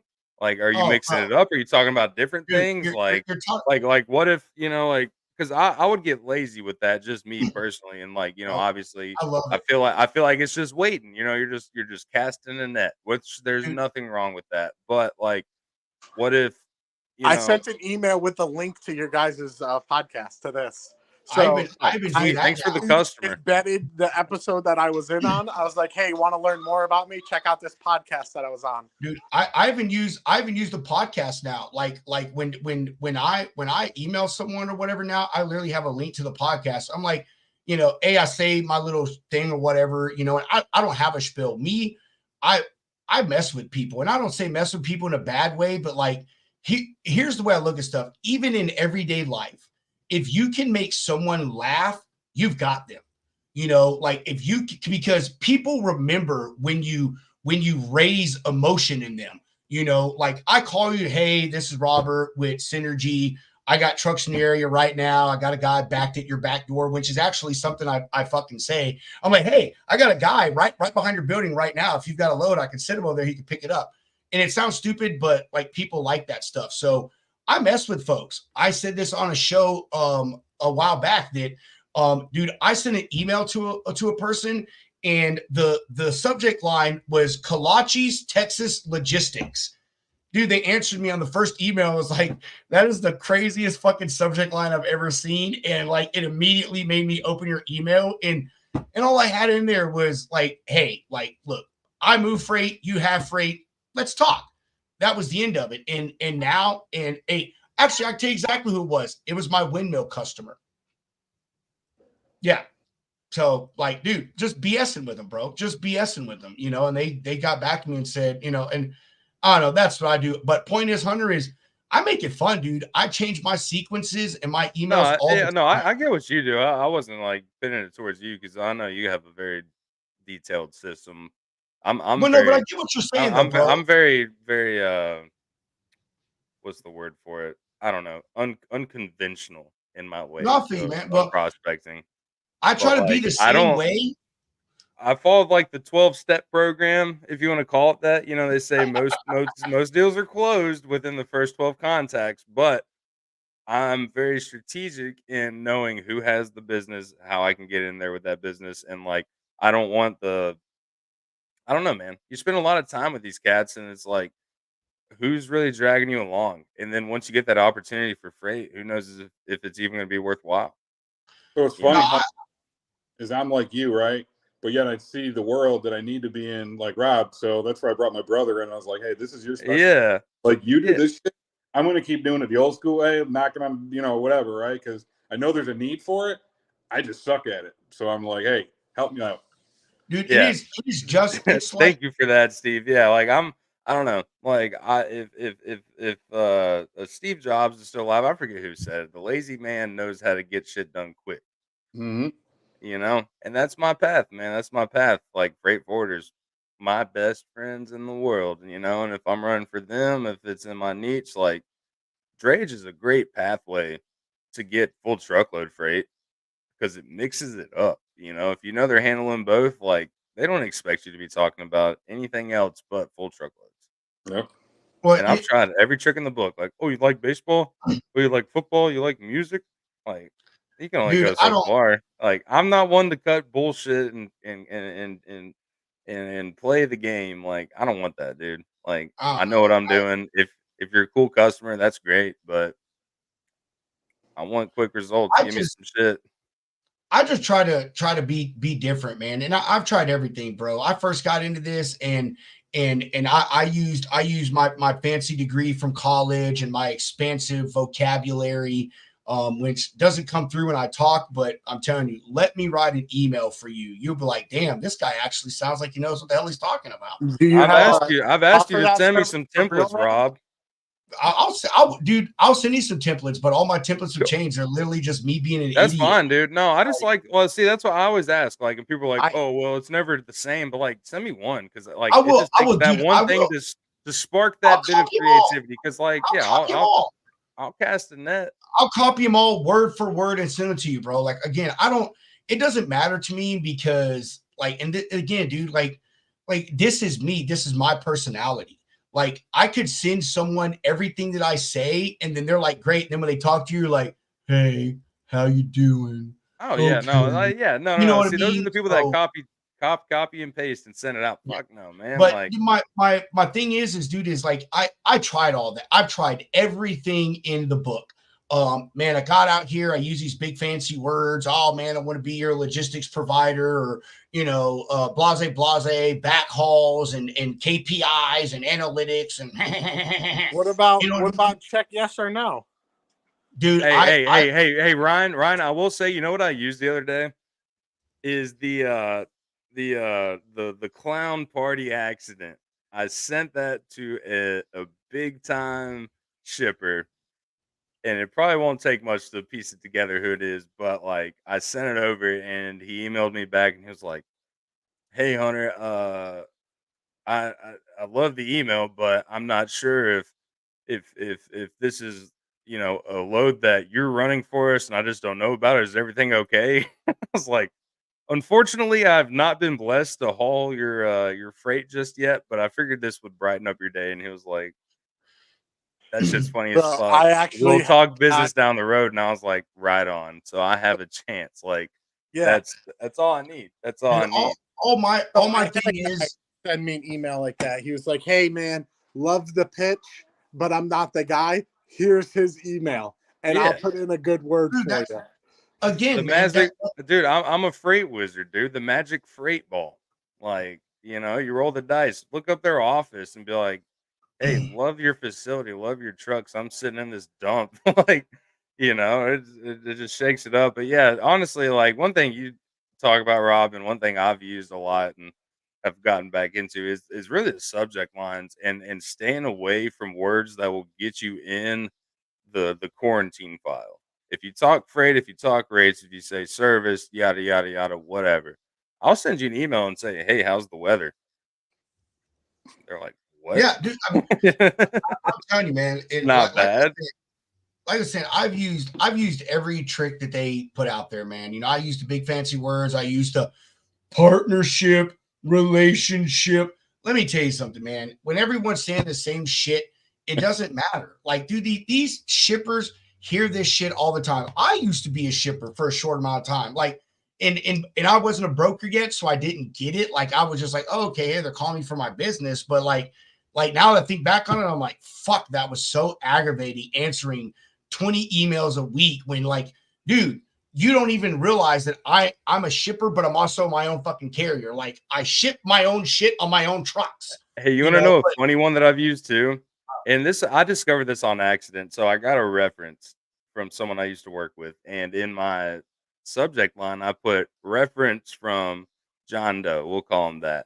And I went through and I was like, "Hey man, I've been talking to so and so.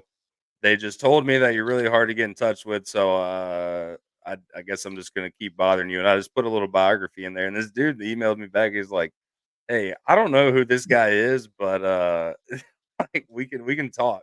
And literally just called him and got set up, and it's worked. But dude, that's it. It literally just takes getting that email open, like Dude, setting them I'm up, telling you. confusing them. Like, dude, Yes. like you can literally email a prospect and say, "Hey, I never got that freight tender. What's going on with that?" And they're like, "Oh, what's going on? Like, I'm sorry, I don't even know who you are." I was like, "Oh, my bad, man. I was Bro, going to send this to my customer. They're right down the road from you, and they do the same thing." I literally sent an email the other day with someone, and I said, "Pedro's back again. Pedro's back. I want your freight." Dude. And like, it's like, dude, I don't know if they got it, but it's like, dude, like That's so funny, dude. I used the same pitch the other day. I said, "Guess who's back?" And like in the first line of my email is like, unfortunately, it's not Slim Shady, but it's Yes. Hunter from Rain Dogs. Hey, I do the dumbest, the dumbest shit. And again, like, I don't know, to finish what I was saying is I've tried them all, man. And honestly, my boss, Kyle, gave me like the best advice that I've ever had. And it has completely changed my game. And it's like, quit trying to be someone you're not, Robert. Like, dude, you're a good old boy. You're a Southern guy, like, dude, just be you. Like, call people and just fucking talk to them. And man, I do. Like, I actually use something Hunter fucking said. Like, I'll call people and like they'll just, I'm like, hey, it's a Robert from Synergy. How's your day going? Like, oh man, mine's great. How's your? Oh man, I'm just beating off these damn double brokers with a stick. You know what I mean? It's and they're like, hell yeah. It's going. Or they're like, what are you doing? I'm like, or how's your day going? Oh man, just in your pissed that I didn't hit the Powerball numbers last night. Like, just stupid stuff, man. Like, and you get them going, and then that's it, man. It's just, again, invoking emotion and being a person, because just like we say about the lounge, at the end of the day, John Brewer, dude does a big thing with a big company. But at the end of the day, what is he doing? He's going and hanging out in his bar/studio. He's drinking a whiskey or a bourbon. He's going to the Nashville Transportation Club, and he's just chilling. Like, and if you walked up to that guy and talked to him, you would have no idea what he does. You know what I mean? Because he's just a regular guy. It just, at the end of the day, that's what he is. We're regular guys and gals. And that's the way that I approach people, dude. I use my personality. And hey, I'm not everyone's cup of tea, man. I'm loud, I'm obnoxious. Like, I joke about everything. I try to find humor in any and everything I can, even if it's dark. But because of that, I've got some incredible relationships with my customers, man. I mean, they get me, and I get them. Like yesterday, my customer, he calls me, and we're talking about a load. And he's like, Rob, you never guess what happened to me today. I was like, what? He's like, I thought my house was going to explode. And I'm like, okay, that's a weird direction to take the call. But he was telling me how he smelled gas coming out the side of his house. And he called the company, and they came out and they did all this stuff. And they charged him all their money. And I was like, dude, you know that they just ripped you off, right? And he was like, no, really, why? And I told him, I said, hey, man, like, the way that these things are done is, so forth, so on. They'll bleed out gas if the pressure builds up too much. They have a trip valve, blase, blase, blase, blase, blase. And he was like, oh, really? How do you know that? I said, dude, literally last year, my propane tank sitting on the back of my house, I smelled propane. I called my propane guy, and he said, hey, when that stuff gets pressurized and the buildup happens, there's a bleeder valve. It lets off the excess to make sure that the pressure stays where it needs to be. And he tells me, he's like, I'm going to fucking call them back right now and tell them to refund my money. But like, dude, we started out talking about a load he was doing, and like, we're friends. So he was like, hey, Rob, what do you think about this and stuff? So, being personal and stuff, man, I really think that's the way to go. And again, it may not work for you. Maybe you don't have a personality and you're dry, so maybe you need to be professional. But I don't know. I just see it as, like I said, at the end of the day, everybody is the freaking same. And, if you can evoke emotion and make people laugh or make yourself stand out, then, hey, maybe you won't get any business. But here's another thing I like. Dude, I'm fine if we don't do business together, but at least answer my fucking email or return my call. You know what I mean? Like, dude, I don't want to be calling you for 6 months. Go away.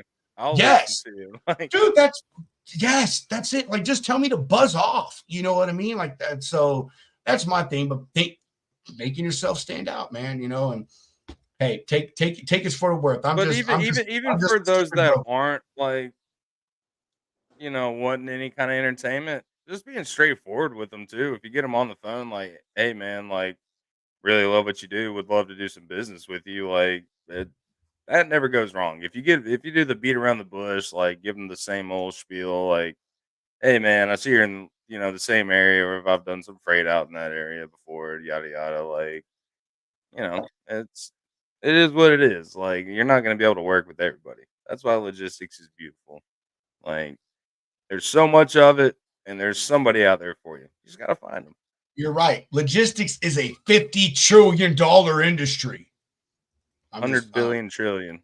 I do. I hear random ass numbers. Like someone was like, logistics is a $2 trillion industry, and then like 2 days later, like, oh, it's a 50 trillion, gabillion, jillion, infinity million dollar Dude, industry. I caught that. I know exactly what week that was. But I mean, shit, it is in the trillions, and there's enough cake out there for buddies like US. Bingo. Yeah, but think about the and damn, I say this a lot because man, my dad is the smartest person that I fucking know. But one thing's my dad taught me, man, he was an entrepreneur, still is an entrepreneur, man. Owned a successful business for 30 plus years and sold it off and made a very nice profit, I assume. But because my dad doesn't talk about money. But the thing that he has always told me is when it comes to businesses is there's enough business out there for everybody. Like, dude, even if you're two plumbers in a town of 100 people, hey, that's still 100 people that can still be your customer. You know what I mean? Like maybe A to Z plumbing isn't available, but Z to A plumbing is. You know what I mean? So like there's always enough business out there for anybody. You know what I mean? And not everybody wants to do business with you just because you do something that they need. You know what I mean? I mean, I literally, matter of fact, man, look, I call it, I'm going to pull it out right now. This is my homeboy network right here. Dude, I could get on Google and call anyone that I need to do a service, but instead I have a thing full of business cards. And when I need something, I just call people. You know what I mean? Because I don't want to do business with anybody. I want to do business with someone that I like and I respect and does me right. And I really think when it comes down to whether you're buying a car, a house, you're moving freight, you're doing whatever, like it all comes down to a personal level. Yeah, we want to make sure you can do the job that you're hired to do, but dude, we all got to admit, man, like I'd rather do business with someone that I consider a homie than like someone who just, does what I need them to do. Like if you can do what I need you to do and we can freaking talk about what we did on the weekend and the kind of food we eat, the beer we drink. Win-win. Bro, yeah, exactly. Win-win, man. Exactly. Win freaking win. You're 1,000% correct, man. Dude, can you believe we're going on 3 hours on a fucking Thursday? And we're still, I don't even see all the views, but from what I could see on the two platforms I'm watching, like, man, we're still like into the double digits, dude. I'm telling you. Ryan knows how to hold a crowd. That's why. Oh my. Ryan, you didn't even share your platforms on here, bud. I didn't because I'm on my phone. I just had to leave and come back in because somebody tried calling me. Robert, I mean, they don't know how to use my auto attendant. They're trying to. Hunter's been giving me shit about this for the past 2 days. So we were talking about something the other day, and he was like, "Hey man, I'm gonna go and start an X Space. Just jump in whenever you can." I was like, "All right, dude, cool." I went off and did something else, and I thought about something, and so I just called Hunter because that's just like my default. I was like, I'm gonna just call him and talk to him, and like he was like, "Motherfucker, I wasn't alive." You just messed this up. We have like a good like 15 people in there that just went dead. Real Freight Talk is live right now, too. Huh? Real Freight Talk is live right now, too. No, they don't go live anymore. Let's go troll them. Oh, they're not live anymore? Oh, that sucks. No, they don't go live. Oh, that's right. They do recording. No, it says they're live right now, bro. I know, but dude, no. So, fun fact: some people can record and then they upload the video and they go live. I don't know how they do it, but one of the podcasts we were on did the same thing. So, well, we'll never do that because what's the fun of that? They uploaded the video and it says they're live. I know Josh pretty well, and he's constantly. Yeah. Oh, so it's like they like do it like your guys like how you would run your commercial or something like that, right? I have no clue. Yeah, didn't he just announce that the other day? Unless they are live. I thought he just announced that the other day on a post. It was like last week or whatever day that was. It was like their last live one. He talked about that he was doing that. I don't know. They got a guy from Sales Dash. Yeah. Where are they at? Where are they live at? I'm trying to find this here. Matt's LinkedIn. It says on Matt's page. I like Matt. Matt's a good guy. I will give Matt some shit if he is starting to go live around the same time as us. I thought we had a solid agreement. It says they got 15 viewers, 13 viewers now.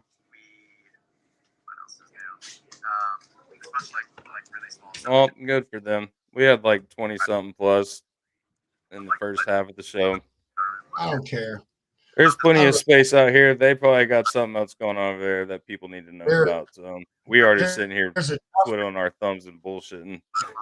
That's it. There's enough business and viewers out there for everybody, and yeah, that's all there is to it. I don't have no hate towards anyone trying to do their thing. Nah, man, I'm just waiting. I'm waiting on Alex to get over to X though, because I want him and Rich and some of these other. Oh my god, bro! Could you imagine Alex in one of those rooms? Oh my Jesus Lord! It's like, but when we're on X's and when we're on X in the spaces, it's like fucking 5 a.m. in Serbia. So Alex is sleeping. Yeah, that's true. But I mean, dude, but there's plenty of spaces going on during the day.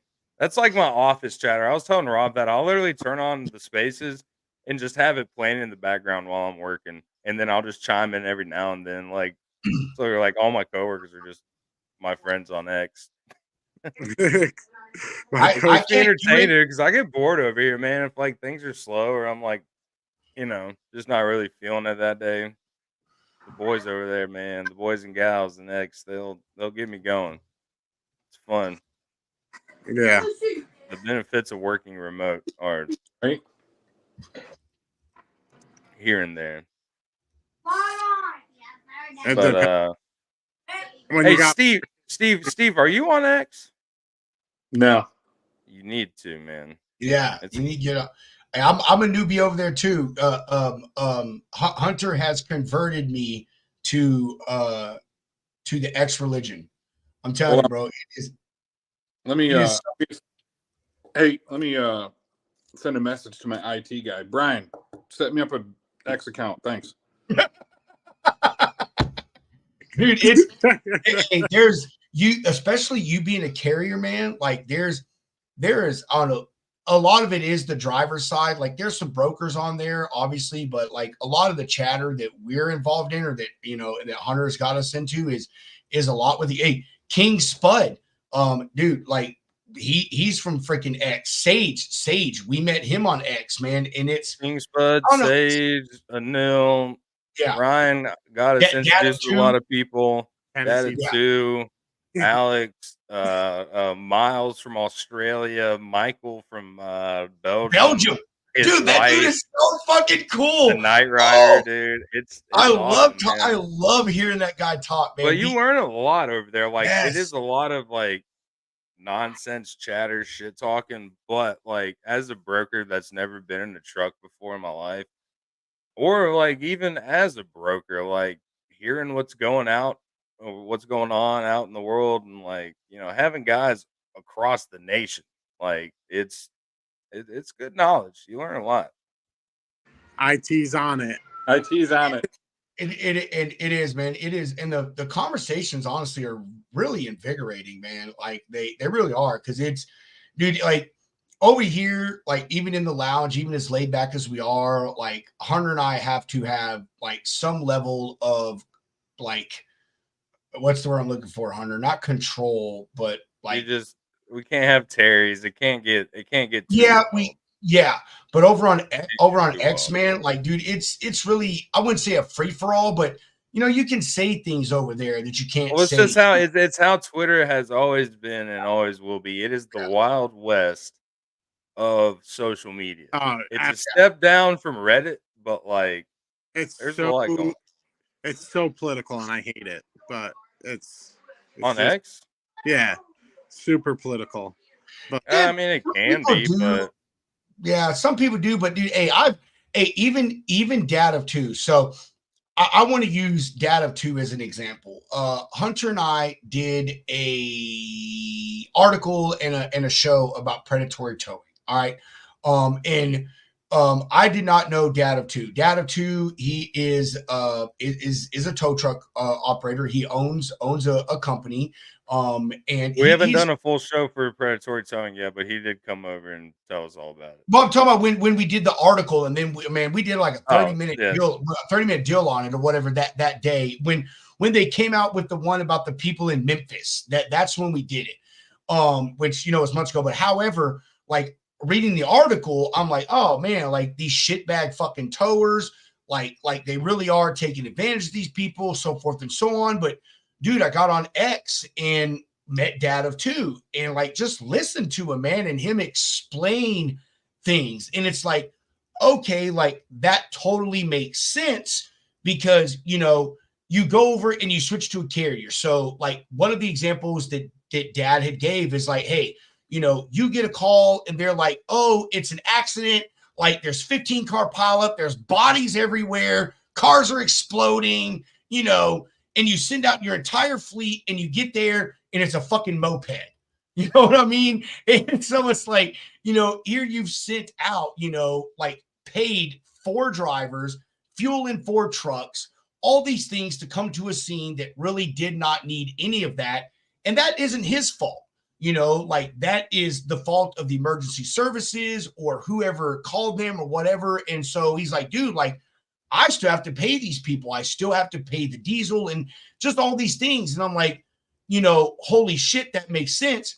Let's pull it back to a carrier. Say a carrier is called and they're saying, oh man, you got to go pick up this load. It's 10,000 pounds. It's only 15 feet, blah, blah, blah, blah, blah. The carrier gets there. It's a full truckload. It's 44,000 pounds. That carrier is going to come back and say, hey, I need this, and this extra kind of money to do this load because you gave me the wrong information.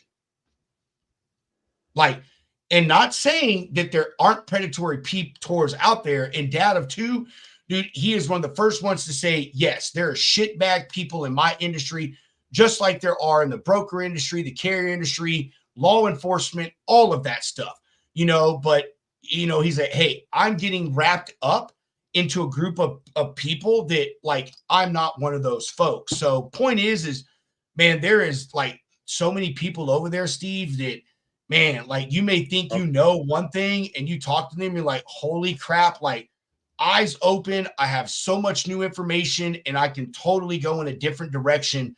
And dude, TJ darting uphill, bro, is like so smart. And darting, if you're watching, bro, love you. But you look at this guy and you would not think that he is in tune and as intellectual as he is because he's so chill and relaxed and nonchalant about things. But like, guy is really, really, really smart, man. And when he says something as a carrier, like I listen because he's been there, he's done that, and he runs a very successful carrier operation and a broker operation. And the dude built it from the ground up in a very small amount of time just because he's smart and he knew what he was doing and he got in and got in where he fit in. So you got to get over to X, Steve.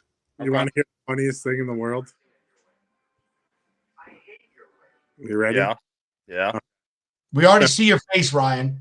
So the guy from Dude Wipes, the CEO from Dude Wipes, he made a post on LinkedIn that says, we're officially sourcing a cold brew coffee partner for Dude Wipes HQ. Do you want to win placement in this fridge and be drank on the regular basis by the greatest butt wipe minds of our generation? Drop a comment and pitch your. I saw that earlier. Did you see what Lacey wrote on it? I saw what Lacey wrote, yes. Oh my God. She goes, I can't pitch a drink, but I can pitch transportation services that could wipe out the other dudes. Excellence in communication. I have references. Affordable and reliable transportation solutions. Tracking on all shipments. You get this kick butt personality to boot. Basically the opposite of shitty service because I give a lot of shits. Yes. That's fucking awesome, bro. Which is funny because I was just talking to her earlier and then she posted that. I was like, that's hilarious. She's a sweetheart. I love her. But she if this guy doesn't give her like at least one load, like you're a piece of shit. Yes. Bro, let me tell you something about Dude Wipes. So is anyone else here a veteran? No, Ryan, Steve. No. All right. So in the military, dude, like one of your best friends, whether you're in the field or you're downrange or what that means is in combat, is fucking baby wipes, bro. And even as a truck driver, baby wipes are your friend, bro. Dude, I used to steal baby wipes for my kids when I was driving. What I would have given in the military to have something like dude wipes, and you're like, oh, well, it's the same thing, Pedro. It's just a baby wipe. Kind of, sort of, yes, no, but it's like, man, like, dude, whoever came up with the idea of like taking baby wipes to the next step and making them dude wipes, like that individual was very, very smart. Because, man, I'll tell you, and I don't know, and you know what they need to do is they need to get a campaign with the United States government and like be on every single base with humongous billboards about like, you know, I don't know. I mean, I don't want to go into veteran mode and really get this nasty, but you know, it's like, you know, are your dingly bits sweaty or nasty? You know what I mean? Like, use a dude wipe. You know, like, you have no idea, man. They need to definitely get a contract with the United States government and sell $5 packages of dude wipes for $500 because the government will pay it. Dude, this shit's funny. Every time you guys go to say something, I get an IM from my brother. I'm on Amazon right now ordering dude wipes. Hey, I don't actually. I think I ran out, but dude, hey, website, not to Amazon. Go to their website. Yeah, go to the website. You hear that, IT? Go right to their website. You know what we should do, Hunter? We should go to Dude Wipes and like not ask them to be a sponsor, but say, hey, give us a promo code. Give us a promo code that we can pass out to all our viewers that they can buy like a case of Dude Wipes for like half off. I stand by Dude Wipes. I've used them before, and I have like, bro, I'm sure I think it's Cottonelle wipes right now, and dude, they, for lack of words, there's some itching going on. I don't know. It's not the same as Dude Wipes. Yeah, there's all them chemicals in there, but you know, good dude wipe, and they got the mobile packs and whatnot. I'm a big fan. Who posted that, Ryan? The CEO? What's his name? 'Cause I want to say I followed him. You want me to name drop now, bro?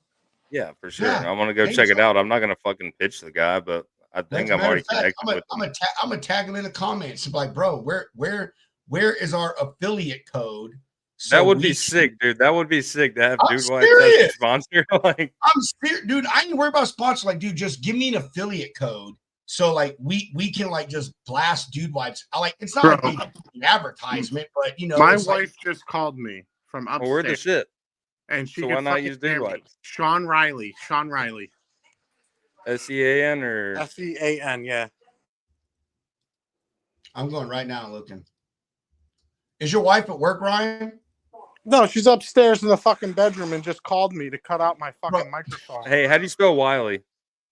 Riley. Oh, R-I. R-I. Oh, there we go. Boom. Get in the cage. Get in the cage. Stop yelling at your dog. He doesn't know what's going on. Hey, how did you spell Sean? Hunter, SEAN or what? Yeah. Is it? You said it's Sean Riley? Yeah, SEANRILEY. Oh, there's like 8,000 of these motherfuckers on here. Give me the top. It was the top one that. Bro, just go to Dude Wipes page and then click on people, and you'll see Sean Riley. Okay, I'm all right. Cool. That's. I was thinking about that, but I was like, man, it's probably gonna be 8,000 fucking people on their page. Dude, we should ask him if he wants to be a guest on the. Dude, we need to get him as a guest on the show. That would be. You could probably get an affiliate link and post it in the Logistics Lounge and say, hey, use our affiliate link and you guys make money off of selling Dude Wipes instead of giving people discount codes. That's what I'm saying, an affiliate link. Like, dude, send us this link. Yeah. You can usually just get those on somebody's website. That's why, like, when I post like about like e-carrier check, I put in quote in parentheses, insert affiliate link here. Oh, that's my Uncle Brad. Uncle Brad, do you know Sean? If so, hook it up, man. That's my Uncle Brad. Yeah, he's the one that lives down in Tampa that I was talking Uncle about. Brad showing the love to the nephew. Hey, Uncle Brad's he's a G, man. Even though he is a Bucks Is he fan, your and real Uncle Brad, or is he like the Snoop he is Dogg my Uncle Uncle Brad. He's my mom's brother. He's the man. I love my Uncle You know Brad. how we all have those uncles that aren't really uncles, though, right? Follow him on LinkedIn. Thanks for the great advice, Uncle Brad. I already did. Thought you knew the guy. Yeah, Sean Bro, is cool. you got to send me this guy's thing. Like, bro, I have so many fucking Sean Rileys, and none of them say anything about dude wipes. SeanRiley. Mm-hmm. He's literally the first one that pops up. Yeah, that's what he did with me. You can search by second, and Or you can just go actually search dude wipes and go to their profile, and then use the algorithm, and it'll probably pull it up for you.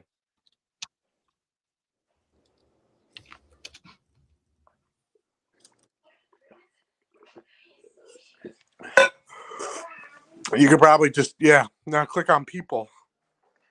Click on people. Followers? He doesn't show up as people. Bro, you don't have those. You don't. Oh, you know why? Because you don't pay for LinkedIn. You got the free one. I'm on Dude, X. I don't pay for LinkedIn. Oh, that's you're on X. You got to be yeah. on. Why are you on X? You're searching because y'all on said to go follow him LinkedIn. on X, whatever. Go to Can't prove LinkedIn. that. He's on LinkedIn. That's fine. I'll find him on here, and then boom, got him. You're right. On LinkedIn, you're right. You're right. He does. He pops right up. He's more. I think he's more active on LinkedIn. He's the chief executive dude, bro. With a pile of poop in front of his name. Yeah. He does have a pile of poop in front of his name. Best clean, pants down.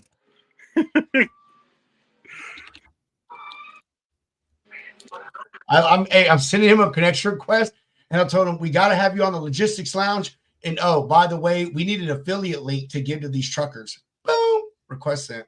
I told you, bro. Like I just whatever comes to mind, dude. That's what I send people. What's the worst he's gonna say? No. On his LinkedIn, Bingo. you can book a one-on-one for no BS advice. Bro, I just do. Hey, I told you, I just do whatever, man. Oh, it's $200. It's $300 for a one-on-one. Really? Yeah. All right, we'll flip the script. We'll charge him. We'll say, "Hey, man, you want to come on our show?" Sure. It's All right, it's $600. Session, bro. It says ask 3 or more questions, tips on how to start a successful company, advice on getting your first 10,000 customers, and growth hacks and jump starting growth. $300. I just want to know what is the proper wipe sequence, sir? Is it front to back or side to side?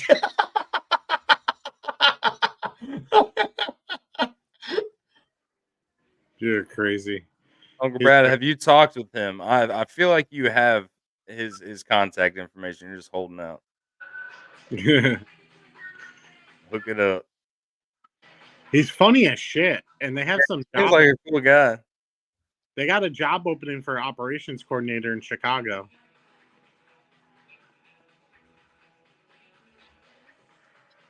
Get on it, Ryan. I'll run your freight. They've had 22% total head growth in the past 6 months. Yeah, man, they're booming. They just did some stuff with Liquid Death, it looks like. I'm checking their website right now and seeing. Oh, that's a nil. Oh, he sent you a link to a space. Dude, you guys missed that space. If it's somewhere recorded, the minute when Fred and TJ took it over, and just me and the Noah boys stopped in the middle of their own space and said, "Fuck you, TJ," and "Fuck you, Fred," and ran away. They left. Really? I saw that one space that said, "Fuck you, Fred." Fred seemed like a cool guy, so I definitely had some eyebrows raised. Oh, that was hysterical. That was about the funniest thing I've ever seen. Well, thank goodness they record all their spaces, so we can go back and watch it as always. Well, I think Sage has it somewhere for everyone too now. Oh God, bro, Sage is something else. I like that guy so much, bro. Like, And he's so smart, dude. Like, out of all the people I've talked to that do like content creation and social media, like that guy is like and I don't know a lot of people, but he is like Einstein level. Like, I mean, dude, just look at that room, that background he created on the fucking fly that had like our show and like two other people's stuff like streaming on a green screen, like boom, like that. I like Sage, and he trolls the shit out of people, and it cracks me up. Oh, I think, and they figured it out. Just me. He was like, and everyone in this room, and they brought all their little trolls in here, and they just have a bet to see who can make me lose my shit first. Well, fuck you, Fred, and fuck you, TJ. And I'm like, fuck. Who won? Who won the bet? I have no idea. Oh, fuck. As an unofficial henchman, I'm not allowed to bet. Oh, Jesus. Yeah. No, you're talking too much about the henchmen. Okay, we might have some people on our heads here lately. Trying to get to Freightliner before they close. Got to get one last freaking part. Oh, I don't know if we can pull this out. Hold on, let me pull up. There's 3 rings to marriage: engagement ring, wedding ring, and supper ring.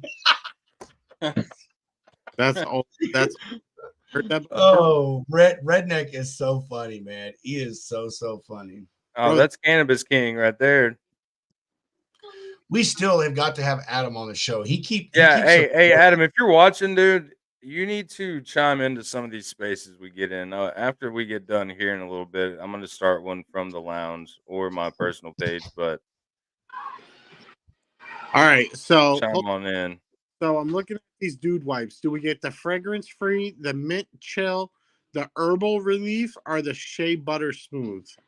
Sounds like Girl Scout cookies. Are you buying some right now? Huh? Are you buying some right now? Yeah, I guess you can only buy them on Amazon, Target, or Walmart.com or in store. What are these, Girl Scout cookies or fake Girl Scout cookies? Nah, man. Dude wipes. You ever heard of dude wipes? No, I shower. Well, when you wipe your ass, do you think it gets all the shit off your butthole?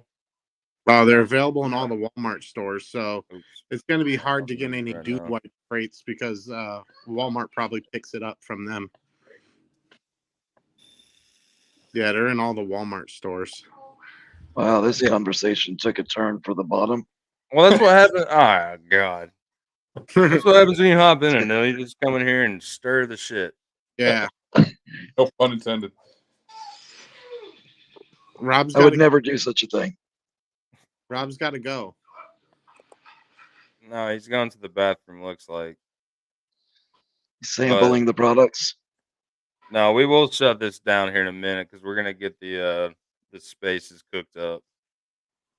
So, hold on.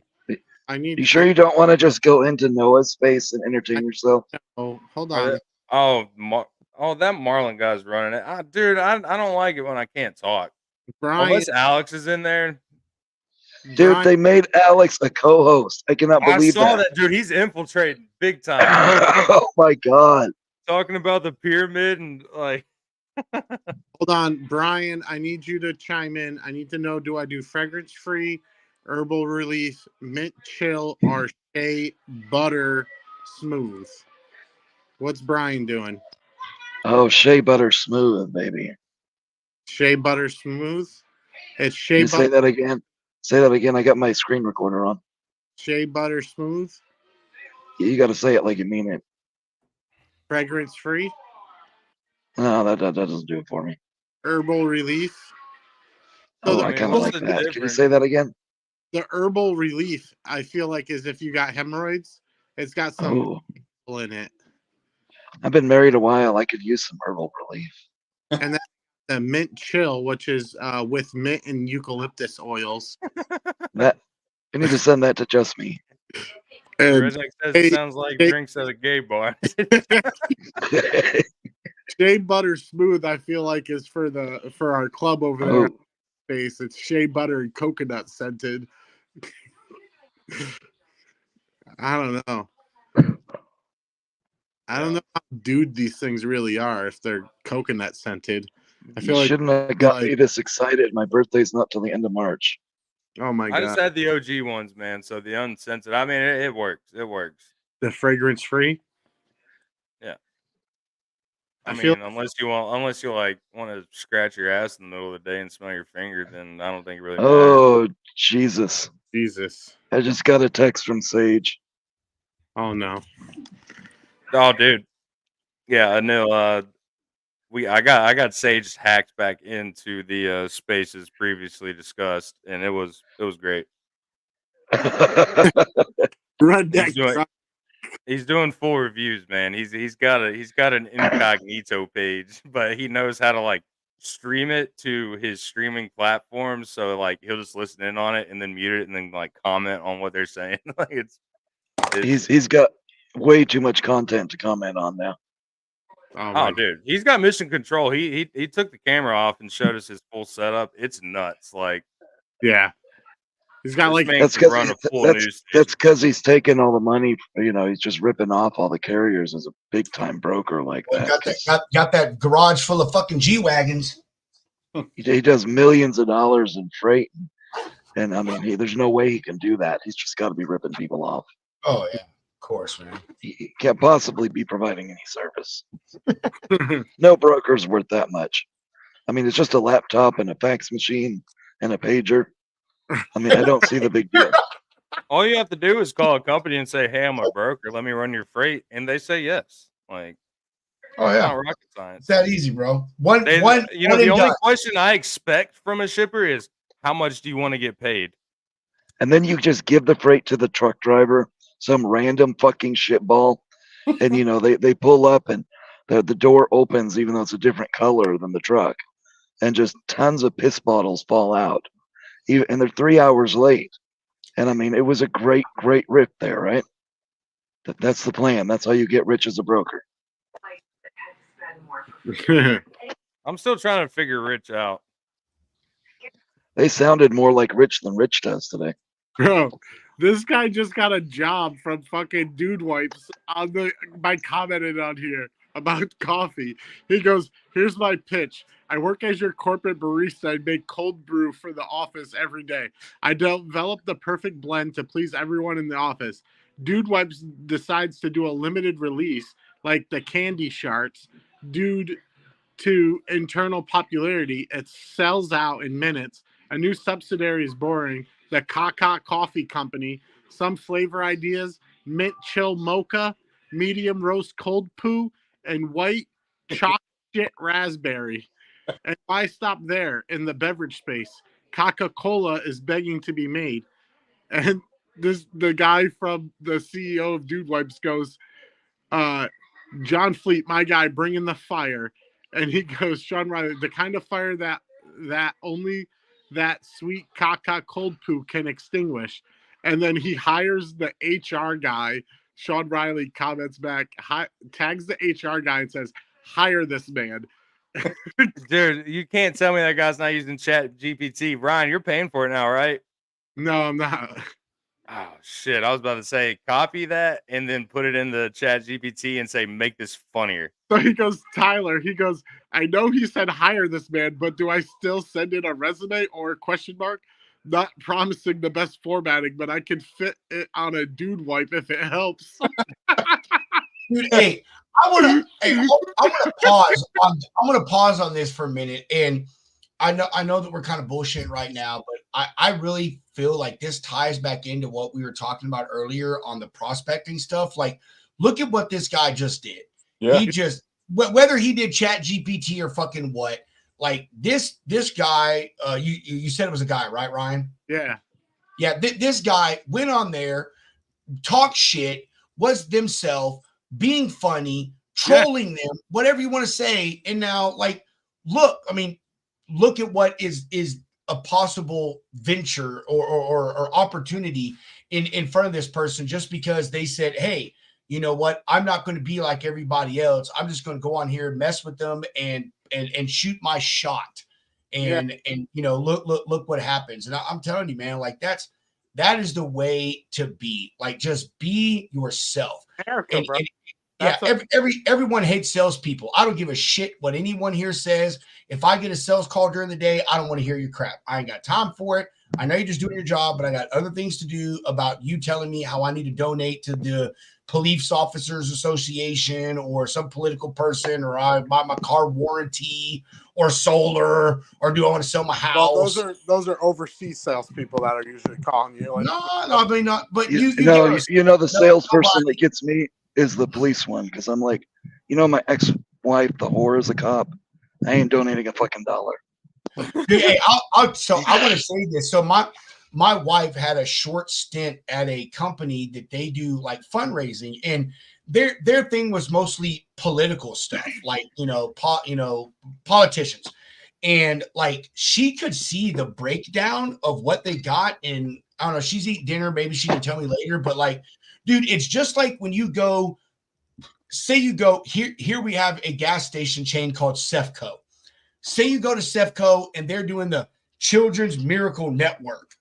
Donate money to the Children's Miracle Network. Dude, like only 10% of that money actually goes to the Children's Miracle Network.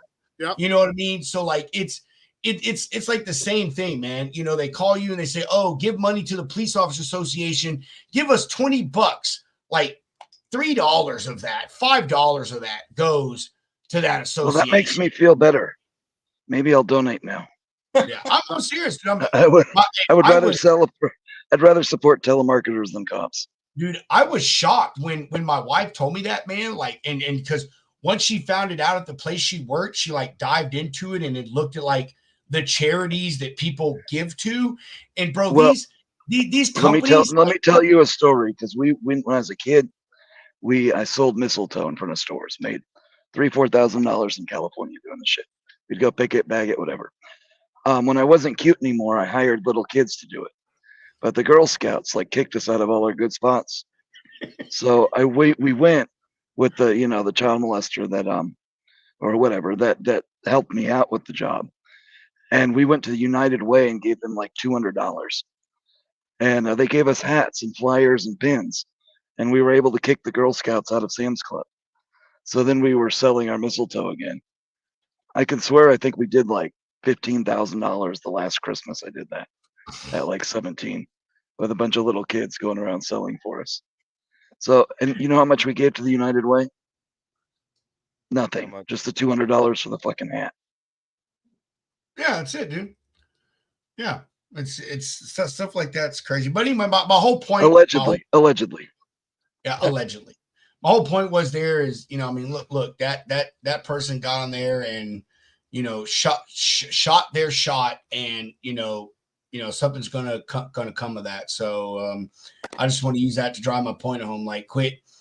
Hey, maybe you're a fantastic salesman and that works for you, dude. But not everyone is the same. I mean, just dude, be yourself. That's my thing. Hey, like we said on the Dan Deegan show, Hunter. My slogan for this year's when it comes to sale is anti-sales.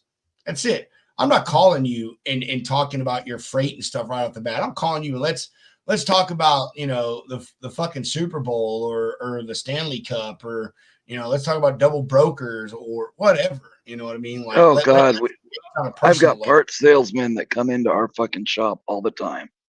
And the ones that get my business, like you said, the anti-sales guy, the weird fucking creepy bastard that comes in like creeping my wife out looking to sell parts or whatever, just annoys the shit out of us. I mean, it's just,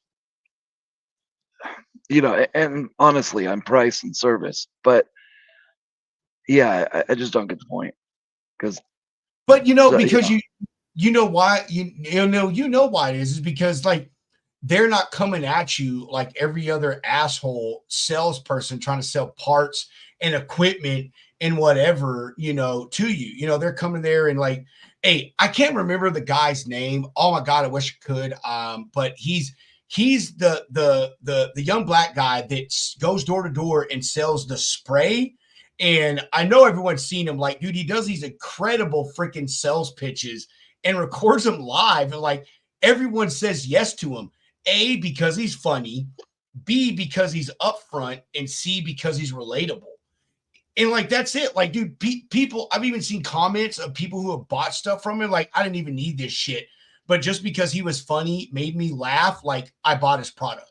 You know what I mean? Like, that's the way it is, man. It's like, again, nobody likes a salesperson. I don't care what you say. Nobody likes to go to a car dealership and be hounded by a salesperson the second they step there. Nobody likes to go to Best Buy to look at a flat screen and have some salesperson come up there and ask them about what they want to buy. Like, you know, that's just not the way we think. It's just, we got to the point. Yeah, I got a couple that are in my phone for, and one's not even in my area. But yeah, it's the same thing. I call him, he's real with me, whatever. You know, at the end of the day, I assume every one of them knows their shit. Yeah. But which one's going to cut me a deal and which ones can I handle doing business with? Or, you know, but the other one, the one, you know, he's not even in my area. To do business with him, he has to drop shit to me and whatever. And sometimes he gets me better deals. But, you know, I've got him on Messenger. I've got him on Facebook. We talk occasionally. Sometimes he's tried to get me to buy some trucks from their dealership too. You know, I get a few free lunches out of them, but they're, you know, far more decent and relatable. It's just not in the right area, but they definitely get more business out of me because of that. You know, we stay in contact outside of, I need a fucking part. But I think that's a skill that's lost. It's a way lost art. I fully agree with you, brother. I really do, man. You know, I don't know. I just, again, anti-sales, man. Like, dude, yeah, I want your business, but I want you to do business with me, for what I can offer you or the product that I'm giving you, but also like you see me for who I am and that like I'm relatable to you and I'm the best choice for you to do your business with. Yeah, I may be, you know, $10 more expensive on the wrench that you need. You know what I mean? Or I may be $200 more expensive on the other broker that rated your truck. But you know what? Like that other broker that's $200 cheaper, I can't call him and like talk about my dog or my, you know, 53 Buick chop top that's sitting in the driveway. You know what I mean? Like I can call Pedro or Anil or Hunter or Steve and I can talk to them about those things. And that is the stuff that matters to me because I'm building that personal relationship. And I know that when I need a favor from Pedro or Anil or Hunter or Steve, like they're going to come through with me because we have that personal bond and it's not just a business transaction. Well, it's also a bit of credibility. So if the deal goes south, if something happens and they come at you and tell you what happened, you're not going to believe they're blowing smoke up your ass. You're going to believe that really was the issue. Yeah. Because nothing goes perfect all the time. It doesn't exist. Steve, you're about to say something, brother. What were you about to say? No, like, yeah, it's who do you hear from or who, you know, when you're not just trying to sell something, right? So you see something that reminds you of the person, you just send them a message and be like, you know their interest, right? And it's like, hey, here's, you know, I know you like baseball, so hey, my son was playing baseball this weekend. Look at this video of him hitting or something, right? It's just hitting them up or reaching out to them, even when it's not asking for anything or business or need anything. I think it goes a long way. And to your point, right? I think the new generation, I think it's lost. I think it's a lost art. It's like, hey, what can you do for me today? Oh, you can't do anything for me today? Oh, well, I don't need you then. Dude, I am, and you know, I agree with you. And people talk about the relationship stuff, man, and I in a way say that, you know, all that's trite. And for those of you who don't know what trite means, TRITE, it means overused. It's like when you see some random ass person like, hey, how's your day going? Wonderful. You know what I mean? It's just like something you say over and over again. It's overused. And the whole is, hey, I want to build a relationship. I want to be a partner with you, blah, blah, blah, blah, blah. Well, that's great. But I don't know you from fucking Jimmy. You know what I mean? Like, how are we going to build a relationship or partnership? I don't know who the hell you are. You know what I mean? Like, you're just some rando calling me, asking me to do business with you. And I don't know who you are, what you offer, what you can do, what your price point is, what your service level is, none of this stuff, you know. But if I use the guy I talked about earlier, man, my pharmaceutical customer, you know, call me and tell me about loads. And then, we go off and start talking about his gas meter and stuff. Andrew Hunter, you do business with Andrew. Dude, I talked to Andrew. He called me today, matter of fact. And first thing he said, he's like, hey, Rob, what's up? How you going? I'm like, cool, bro. He's like, what kind of car did you get? Because I talked to Andrew and told him I was trying to buy a new car. Dude, he didn't say, that was the first thing he wanted to do. What kind of car did you get? We talked for like 5 minutes about what kind of car I got. And then he was telling me about his Jag and all that stuff like that. And then he was like, hey, by the way, Rob, can you pick up a load for me coming out of Homer, coming to my facility tomorrow? Yeah, dude, cool. No problem. Click, boom, in the conversation. We spent 45 seconds talking about freight and like 6 minutes talking about cars. You know what I mean? And it's like, that's how it goes, man. That's the kind of relationships you want with people, and stuff like that matters, because even though I'll use Andrew as an example. The carrier that I have do one specific lane for them, he knows them like almost personally. They used to work with him directly way back in the day, but then they just fell off. Coincidentally, I now use them to run the same lane. Now, could Andrew go to them and get, and I'll be transparent, I charge him $950 on the lane. I usually pay $800 to $850 to this exact same carrier. It just depends on. Wait. That's not 30%. No, I know. But the point is no, is you're Andrew not doing this right. Well, Andrew knows that he could go to them, Hunter, and take that from me, but he doesn't, because he's like, dude, like, Rob, I talked to you, I know you, like, I welcome you to my house. I don't know them besides they bump my dock and they pick up my stuff. You know what I mean? And so, I mean, there's an example, man. Things like that, the relationship and the rapport, they matter when it comes down to it, man. It really does. So it's funny when you say thing about using the same word. Just what'd you call that? A tape? What'd you call that? I was learning a new word today. Oh, trite. Oh, trite. So, trite, dude. It basically means overused. Like that's what that's what it means, overused. So I've got a generic like response that I sent, like, the brokers that'll send you emails, and it's like, they're either sending it to 100 other people that they're just trying to get something, or the ones that, like, I hate the ones that just never respond, right? You send them 100 emails, respond.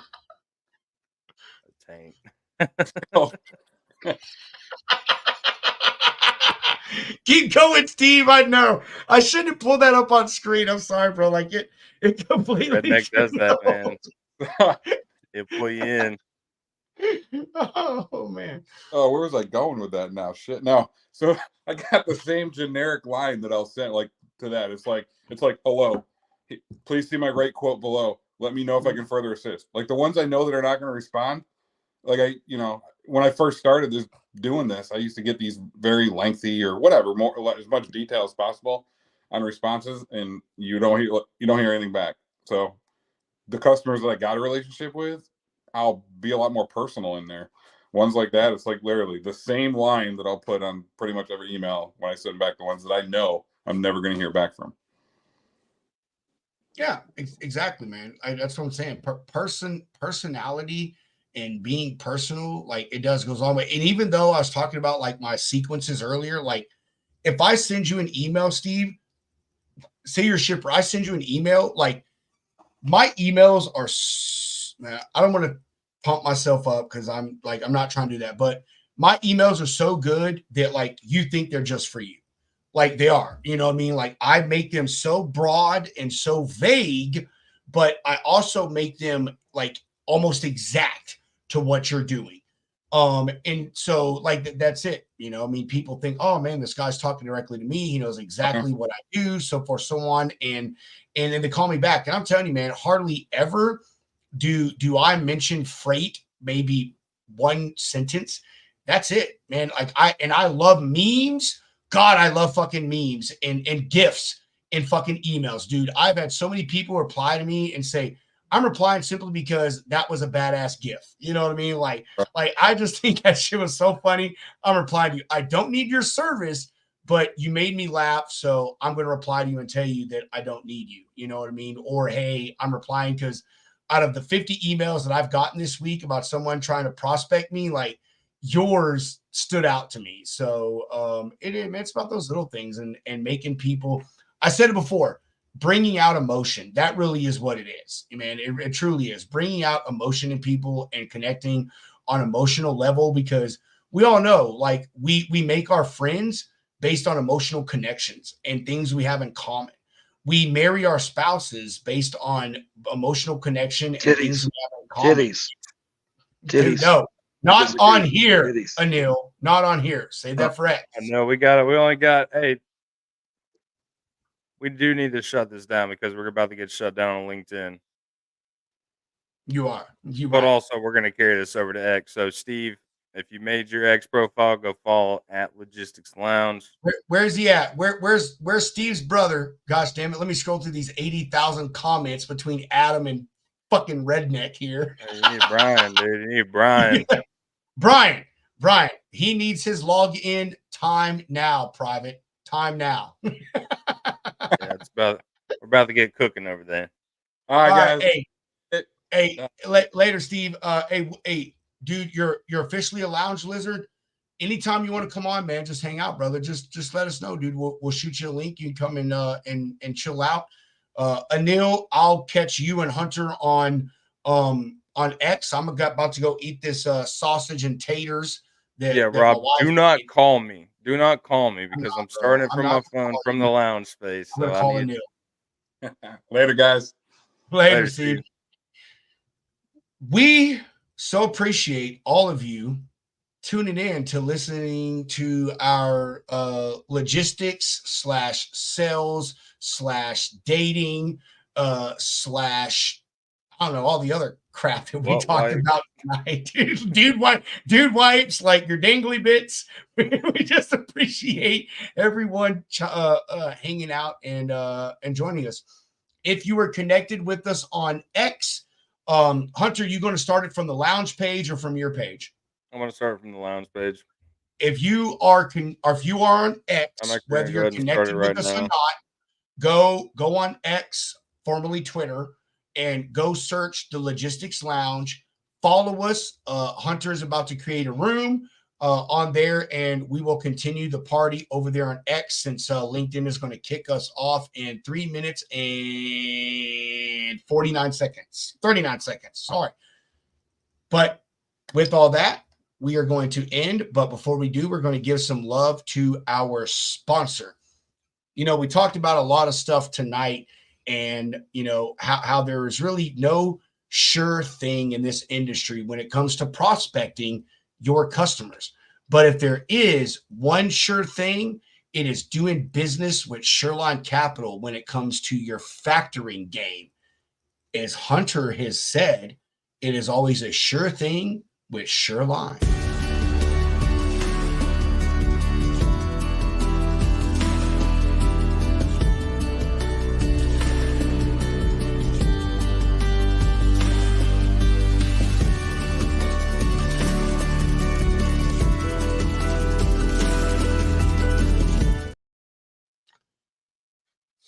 Mr. Hound, do you have any closing comments, bro, Cephas?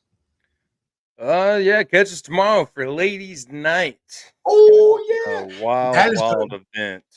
That is going to be a sick-ass show, Hunter. I'm telling you, hey, I really, really think that is going to be our biggest, most watched show, like, ever. I for real feel I might tell the boss man I can't work after 1 o'clock because there's some preparation to be done.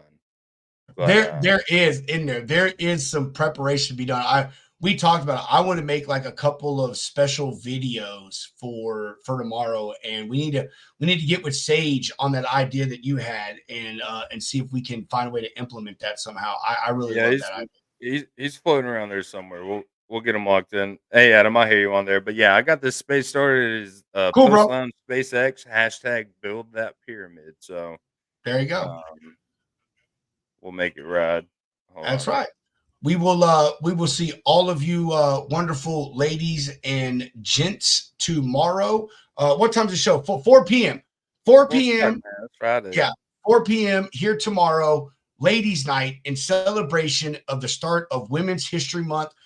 We have an incredible lineup. We have too many people for me to name, and we look forward to seeing all of you there to celebrate the incredible women in logistics that help this crazy thing that we do move along.